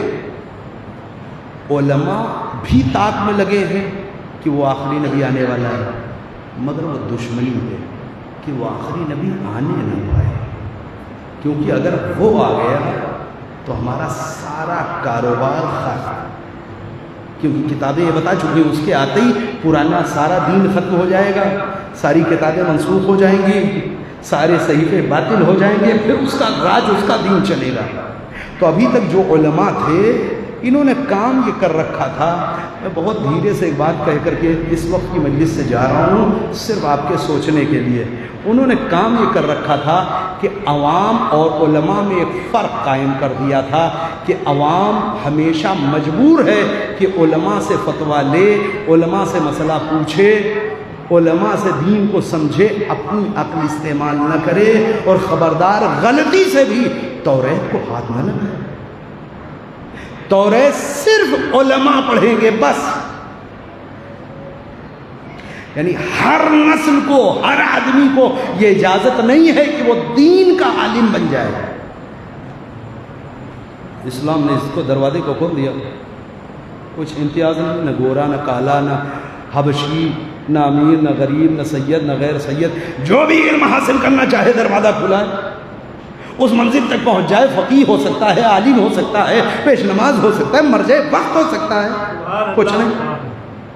مگر یہودیت کیا ہے؟ یہ نہیں ہے، ایک خاص نسل اس میں بھی ہے کہ جو کتاب کے علم رکھنے والے ہیں، جنہیں قرآن جگہ جگہ اہل علم یا صاحب کتاب کہہ کر کے خطاب کرتا ہے، یہ قوم کو گمراہ کرتے رہے، کتاب نہ چھونا، کتاب صرف علماء پڑھیں گے۔ آپ کو ایسا نہیں لگتا کہ جس ملک میں آپ رہ رہے ہیں یہاں بھی کوئی ایسی قوم ہے کہ جو یہ کہتی ہے کہ صرف ایک خاص نسل کو حق ہے کہ وہ وید پڑھے، وہ قرآن پڑھے، وہ مذہبی کتاب پڑھے، ہر نسل کو یہ حق نہیں ہے کہ وہ مندر کے اندر بھی جا سکے؟ توجہ، پوجا کرانا ہو ایک خاص نسل ہی کرائے گی، عبادت کرانا ہو ایک خاص نسل کرائے گی۔ توجہ کریے گا، یہ کہاں ہے؟ یہودیوں کے اندر۔ ٹھیک، تو دو نسل، علماء اس چکر میں تھے کہ اس آخری نبی کو آنے نہیں دینا ہے، کسی بھی طریقے سے اگر آ بھی جائے تو اس کی زندگی کو ختم کر دیا جائے تاکہ ہمارا راج چلتا رہے. ٹھیک، عوام جو تھی یہ مخلص تھی کہ کسی طریقے سے وہ نبی ہماری آغوش میں آ جائے. یہ دونوں ہجرت کرتے ہیں دھیرے دھیرے دھیرے دھیرے اور آ کر کے مدینے اور آس پاس کے علاقوں میں بس جاتے ہیں. ٹھیک، چنانچہ آپ دیکھیں گے کہ پیغمبر کی ولادت سے فوراً پہلے 1-2 نسل پہلے دھڑا دھڑ پیغمبر کے بزرگوں کا قتل و مرڈر شروع ہوتا ہے. مرڈر شروع ہوتا ہے. جناب عبداللہ ٹھیک ٹھاک تجارت کے جو قافلے چڑھتے تھے جناب ہاشم، اس کے قافلہ سالار ہوتے تھے. انہی کی دیکھ ریکھ میں پورا قافلہ جاتا تھا، شام جاتا تھا، یمن جاتا تھا، فلسطین جاتا تھا. بالکل ہٹے کٹے مضبوط جسم کے مالک، بہادر انسان. اچانک قافلہ تجارت کا لے کر کے جاتے ہیں فلسطین، رات میں سوئے صبح قتل. آج بھی غازہ میں جناب ہاشم کی قبر ہے، مگر نور پیغمبر منتقل ہو چکا تھا. توجہ کریے گا، پیغمبر کا نور منتقل ہو چکا تھا. یہ سمجھ رہے تھے جناب ہاشم کو قتل کر دیں گے تو وہ نبی نہیں آ پائے گا.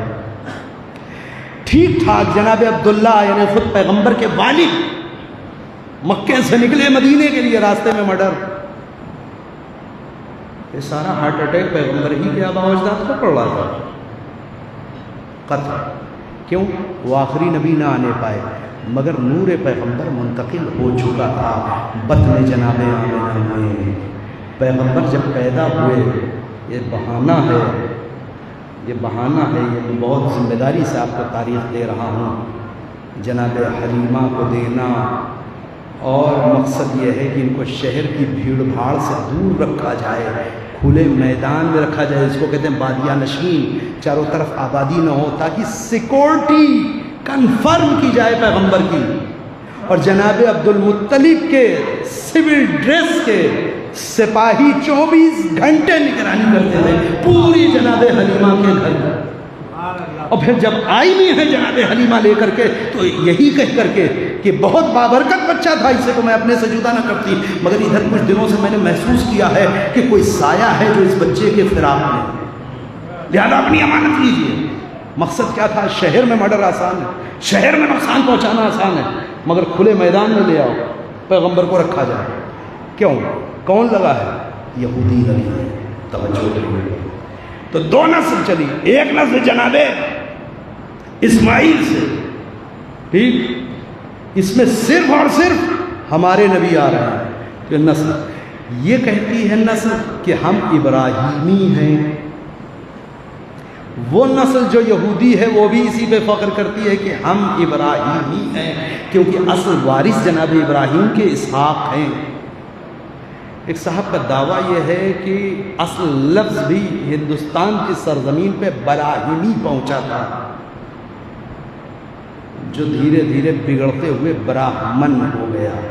یعنی یہ ہر نسل دعوے دار ہے کہ اس کا رشتہ جا کر کے جناب ابراہیم سے ملتا ہے، کیونکہ ابراہیم وہ بندہ خدا ہے جسے خدا نے اپنا خلیل بنایا، اپنا دوست بنایا، اپنا محبوب بنایا. میں ختم کر رہا ہوں تو یہ وہ قوم ہے کہ جو آپ سے نبردآزما ہے، اور انشاءاللہ جو اس روئے زمین پر آخری جنگ ہوگی کہ جس کے آثار بہت قریب نظر آ رہے ہیں، انشاءاللہ اس میں سب سے زیادہ مد مقابل جو دشمن ہے آپ کے سامنے وہ کون ہے؟ وہی جو آج غازہ پہ بم برسا رہا ہے. لوگ پریشان ہو جاتے ہیں، اتنا ظلم، اس قدر بچے ہلاک، ہاسپٹل پہ بم ہے، ایمبولینس کی گاڑیوں کے اوپر بمباری، یہ قانون کے خلاف سب کچھ ٹھیک. کیا ہوگا؟ ایک آیت قرآن مجید کی، بسم اللہ الرحمن الرحیم، ما کان ربک نسیا. یہ یاد رکھو کہ تمہارا خدا کچھ بھولتا نہیں. کتنی امید افزا آیت ہے. جب بھی کسی دکھ میں ہوں، کہیں ستائے جائیں، قرآن کی اس آیت کو پڑھ لیں، ما کان ربک نسیا. یہ یاد رکھو کہ تم بھول سکتے. ہوتا ہے ہمارے یہاں کوئی حادثہ ہو، چند دن تک غم مناتے ہیں، دھیرے دھیرے دھیرے زمانہ گزرتا ہے، بھول جاتے ہیں، پھر اپنی زندگی میں آگے بڑھ جاتے ہیں، مگر خدا بھولتا نہیں. خدا بھولتا نہیں. اور اگر تمہیں ابھی بھی خود اعتمادی نہیں پیدا ہو رہی تو آؤ ہم تمہیں دکھاتے ہیں. ایران ملک، اس کے سب سے اہم جو تنظیم وہ حزب اللہ مضبوط، اس کے بعد جو اس سے دوسرے نمبر کی وہ انصار اللہ ہوتی، پھر سب سے نیچے توجہ کریے گا، سب سے کمزور جو ابھی تنظیم ہے اس نے دھول چٹایا ہوا ہے اسرائیل کو. توجہ کریے گا.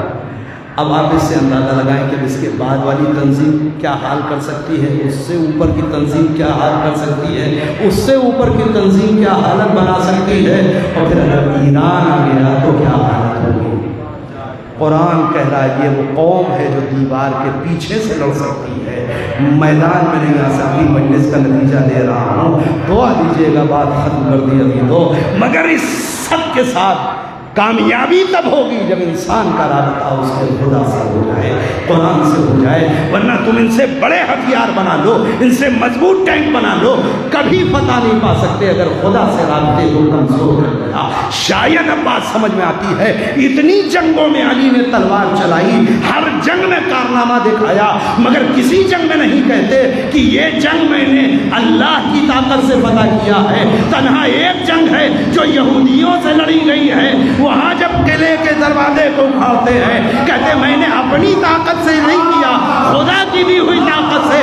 یعنی متوجہ کر رہے ہیں جب اس قوم سے مقابلہ ہو تو صرف اپنی طاقت پہ بھروسہ نہ کرنا، خدا کی صلوات پر محمد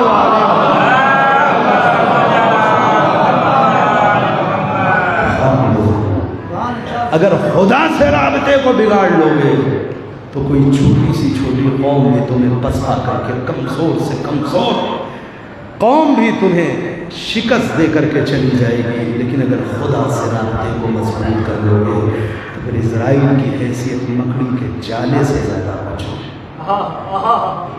مکڑی کے جالے سے زیادہ بچ ہوئی ہے. ختم کر دیا گفتگو عزیزو. لہٰذا یہ نسل چلتی رہی، نسلی جھگڑا بھی چلتا رہا. یہودی کلمہ پڑھ کے مسلمان ہو کر کے عالم اسلام میں داخل ہوا اور جمعہ 8 دن نہیں ہوا مسلمانوں کے دربار میں مفسر قرآن بنا دیا گیا. مسلمانوں کو دین وہ سکھاتا تھا.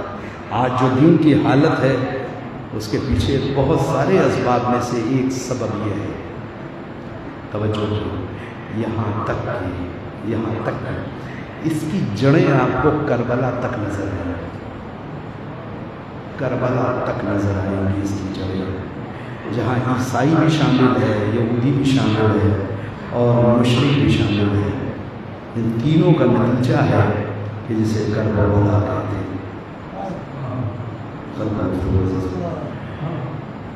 لہذا فکر کرنے کے لیے کافی ہے کہ انسان غور کرے. اس وقت یہ حالت جنگ ہے. حالت جنگ کے کچھ قانون ہوتے ہیں، کچھ آداب ہوتے ہیں. اس میں آپ بالکل عام روزمرہ والی زندگی نہیں جی سکتے. حالت جنگ میں آپ کو جہاد کا حصہ بننا پڑے گا. اب یہ دیکھنا ہے، یہ سمجھنا ہے کہ آپ کس جگہ کھڑے ہیں اور اس جہاد میں کیا تعاون کر سکتے ہیں. اتنی بصیرت مومن کے اندر ہونی چاہیے. بس بات ختم کر رہا ہوں. چنانچہ آپ دیکھیں کہ کربلا ہی نے سبق سکھایا ہے کہ اگر تم دور ہو زمانے کے اعتبار سے، جگہ کے اعتبار سے، تو کم از کم کھڑے ہو کے کہو کہ ہم تمہارے ساتھ ہیں. کہو کربلا والوں سے کہو کہ ہم تمہارے ساتھ ہیں. جبکہ اب تو اس دنیا میں بظاہر نہیں ہے نا، لیکن تم کہو کہ ہم تمہارے ساتھ ہیں. ان معکم میں آپ کے ساتھ ہوں، آپ کے ساتھ ہوں. لا معاذ آپ کے دشمنوں کے ساتھ نہیں ہوں، آپ کے مخالفین کے ساتھ نہیں ہوں. اور اے کاش میں بھی ہوتا تو آپ کے ساتھ ہوتا. نہیں تھا تو آج ہوں، تو آج آپ کے ساتھ ہوں. قلباً ساتھ ہوں. یہ کربلا کا پیغام ہے. یعنی کسی بھی جہاد میں اگر زمانے کے اعتبار سے دور ہو، جگہ کے اعتبار سے دور ہو تو شریک ہو سکتے ہو. قلبی اعتبار سے رابطہ پیدا ہے. مسلمان عالم اسلام میں حالت جنگ ہے. توجہ کریے گا، عالم اسلام حالت جنگ ہے. کوئی فتویٰ نہیں ہے، کوئی کچھ نہیں ہے. قانون اسلامی ہے کہ جب بھی کوئی قوم کسی مسلمانوں سے حالت جنگ میں ہو، جب بھی کوئی قوم، تو اس سے بیع و شراء تجارت حرام ہے. کلیہ ہے اسلام کا. جیسے کلیہ یہ تھا کہ اگر کوئی گستاخ پیغمبر مسلمانوں میں پیدا ہوگا تو واجب القتل ہوگا. امام خمینی کا فتویٰ نہیں تھا، امام خمینی نے دین کا قانون بتایا تھا. دونوں میں فرق ہے. یہ جو لوگ نہیں سمجھے، امام خمینی کے انتقال کے بعد پوری کوشش کی کہ امام خامنئی اس فتوے کو واپس لے لیں. اس وقت جناب امام خامنئی نے اس کی تفسیر کی تھی کہ امام خمینی بھی چاہتے تو اس کو واپس نہیں لے سکتے تھے، کیونکہ انہوں نے فتویٰ نہیں دیا تھا، انہوں نے اسلام کا ایک قانون بتایا تھا. وہ قانون ہمیشہ رہے. ایسے ہی قانون ہے کہ اگر کوئی بھی قوم امت مسلمہ سے حالت جنگ میں ہو تو اس سے تجارت حرام ہے، بیع و شراء حرام ہے، لین دین حرام ہے. آج جو آپ دیکھ رہے ہیں اسرائیلی پروڈکٹ، یہودیوں کے سامان، اس کا بائیکاٹ، یہ کس کا فتویٰ ہے؟ تو کس مرجع نے دیا ہے؟ نہیں سمجھے آپ. یہ قانون ہے کہ اس سے تجارت حرام ہے. جینا سیکھنا پڑے گا اسرائیل کے بغیر، جینا سیکھنا پڑے گا یہودیوں کے پروڈکٹ کے بغیر. آپ کو اس جہاد میں اترنا پڑے گا، آپ کو شامل ہونا پڑے گا. کیونکہ اگر نہیں شامل ہیں تو یقین جانیے کربلا سے نہیں سیکھا. ختم کرنا ہو دو چار فقرے مجلس تمام ہو رہے ہیں. وقت آخر حسین یہ کہہ کے جا رہے ہیں کہ جنگ ختم نہیں ہے، جنگ چلے گی. یہ جو سزائے حرمین ہے اس کی بڑی تفسیر کی گئی. ایک جو بہترین تفسیر ہے وہ یہی ہے کہ آخری وقت امام کا یہ جملہ حل من ناصر ینصرنا، انہوں نے کہا کہ وہ ہمارے دین کو بچا لینا اور ہمارا مقصد بچا لینا، ہمارا یہ سب ٹھیک ہے، ضمنی باتیں. آخری وقت یہ جملہ کہنا، یعنی حسین بتا کے جا رہے ہیں کہ ابھی ہمارے بعد بھی جنگ جاری ہے. جگہ بدلے گی، زمانہ بدلے گا، جنگ چلے گی، لہذا لشکر کی ضرورت ہے. اور اگر کہہ رہے ہو نا کہ کاش کربلا میں ہوتے ہیں تو اس جنگ کو جاری چھوڑ کے جا رہے ہیں. یہ جنگ آخری دور میں ختم ہوگی. اور سنو، یزیدیوں کے ہاتھوں ختم نہیں ہوگی، میرے بیٹے کے ہاتھوں میں. غلط ہے یہ نقطہ مجلس کا کہ حسین مقصد جیتے ہیں، یزید میدان جیتا ہے. کچھ نہیں. یزید نہ کل میدان جیتا تھا، نہ کل میدان جیتے گا. میدان بھی حسین بھی کبھی رہ جائیں گے. آخر اور یہ وہ آخری وقت حسین کا بہت سخت، کیونکہ اس میں ایک چیز تھی اور وہ حسین کی تنہائی. اگر آپ نے محسوس کری، میں دو چار فقرے مسائل کر رہا ہوں چونکہ وہاں بالکل ختم ہو گیا. وہ حسین کی تنہائی. اس پورے خانوادے میں ایک ذات ایسی ہے جس کے لیے روایتیں بڑی ہیں کہ وہ کبھی تنہا رہا ہی نہیں ہے. کون جانتے ہیں؟ امام حسین. پیغمبر کے عہد سے لے کر کے کربلا میں ظہر، عاشور کی ظہر تک حسین تنہا نہیں. عجب جلال تھا، عجب خیبت تھی، عجب انداز تھا. ہمیشہ امام حسین کو بنی ہاشم اپنے جھرمٹ میں لے کے چلتے، جھرمٹ کرتے تھے. ایک طرف عباس چل رہے ہیں، ایک طرف دیگر بھائی چل رہے ہیں. جب بیٹا اس قابل ہوا تو بیٹا چل رہا ہے. بنی ہاشم کے لوگ حسین کو ساتھ لے کے چلتے تھے. اور اچانک ایسا ہوا کہ دوپہر میں حسین تنہا ہو گیا. اور ایسے تنہا ہوئے کہ زمانے کے امام کی نگاہ نے حسین کی تنہائی کو محسوس کیا. جہاں حسین کی ہر غربت پہ امام نے سلام کیا ہے، وہیں اس امام کی اس تنہائی پہ سلام کیا ہے. السلام علیکم ایھا الوتر المولود. تنہا حسین آپ کی تنہائی پہ سلام. ایسے تنہا جس کا شدید احساس امام کو ہے. جب آخری رخصت کے بعد حسین خیمے سے نکلے ہیں نا، کتنی جلدی تھی مقتل میں جانے کی امام کو. بیویوں سے خدا حافظ کر رہے ہیں, بچوں سے دامن چھوڑا نہیں بیٹا, بس خدا حافظ کرو, وعدہ وفا کرنے کا وقت آ گیا ہے, سب سے جدا ہو کے نکلے ہیں, مگر خیمے کے باہر آئے جب تو لے جانے فرس کو پکڑ کے کچھ دیر حسین کھڑے, اب جلدی نہیں ہے, کیا ہو گیا؟ مقتل کہتا ہے نظر یمین و شمالا, حسین کبھی داہنے دیکھتے تھے کبھی بائیں دیکھتے تھے, کیا ہو گیا؟ حسین کو اس تنہائی کا احساس. بہن جو خیمے کے پردے کے پیچھے سے دیکھ رہی تھی, سر پہ چادر ڈالی اور دوڑتی ہوئی زینب قریب ہے, بھیا دل چھوٹا نہ کرو, کس کا انتظار کر رہے ہو؟ عباس کا, علی اکبر کا, محمد کا, قاسم کا, آج کوئی نہیں دوڑ رہا, نہ کوئی لجام پکڑنے والا ہے, نہ کوئی لگاموں کو پکڑنے والا ہے, نہ کوئی بازو پہ سہارا دینے. بھیا دل چھوٹا نہ کرو, آج بہن سوار کرے گی. بھیا تم اکیلے نہیں ہو, زینب موجود ہے, بہن سوار کرے گی. زینب نے حسین کو سوار تو کر دیا, مگر اللہ نے حسین کی غیرت بجائے اس کے کہ گھوڑے کو ایڑ دے, پلٹ کے کہتے اچھا بہن خدا حافظ جاؤ, خیمے میں چلی جاؤ. بولا زینب چلی جائیں گی, نہیں, حسین اسی اطمینان سے جانا چاہتے ہیں کہ زینب خیمے میں محفوظ ہے. عزیزوں مجلس ختم ہو گئی, مگر یہی حسین جسے زینب نے ذوالجناح پہ سوار کیا تھا, جب ذوالجناح سے زمین پہ آیا, زینب پھر خیمے سے چلے زینب کے آگے رکھی, ادھر شمر آگے بڑھا, ادھر حسین کی نگاہوں نے بہن کو دیکھا, اشارہ کیا, اے بہن, ارے ابھی حسین زندہ ہے, خیمے میں واپس.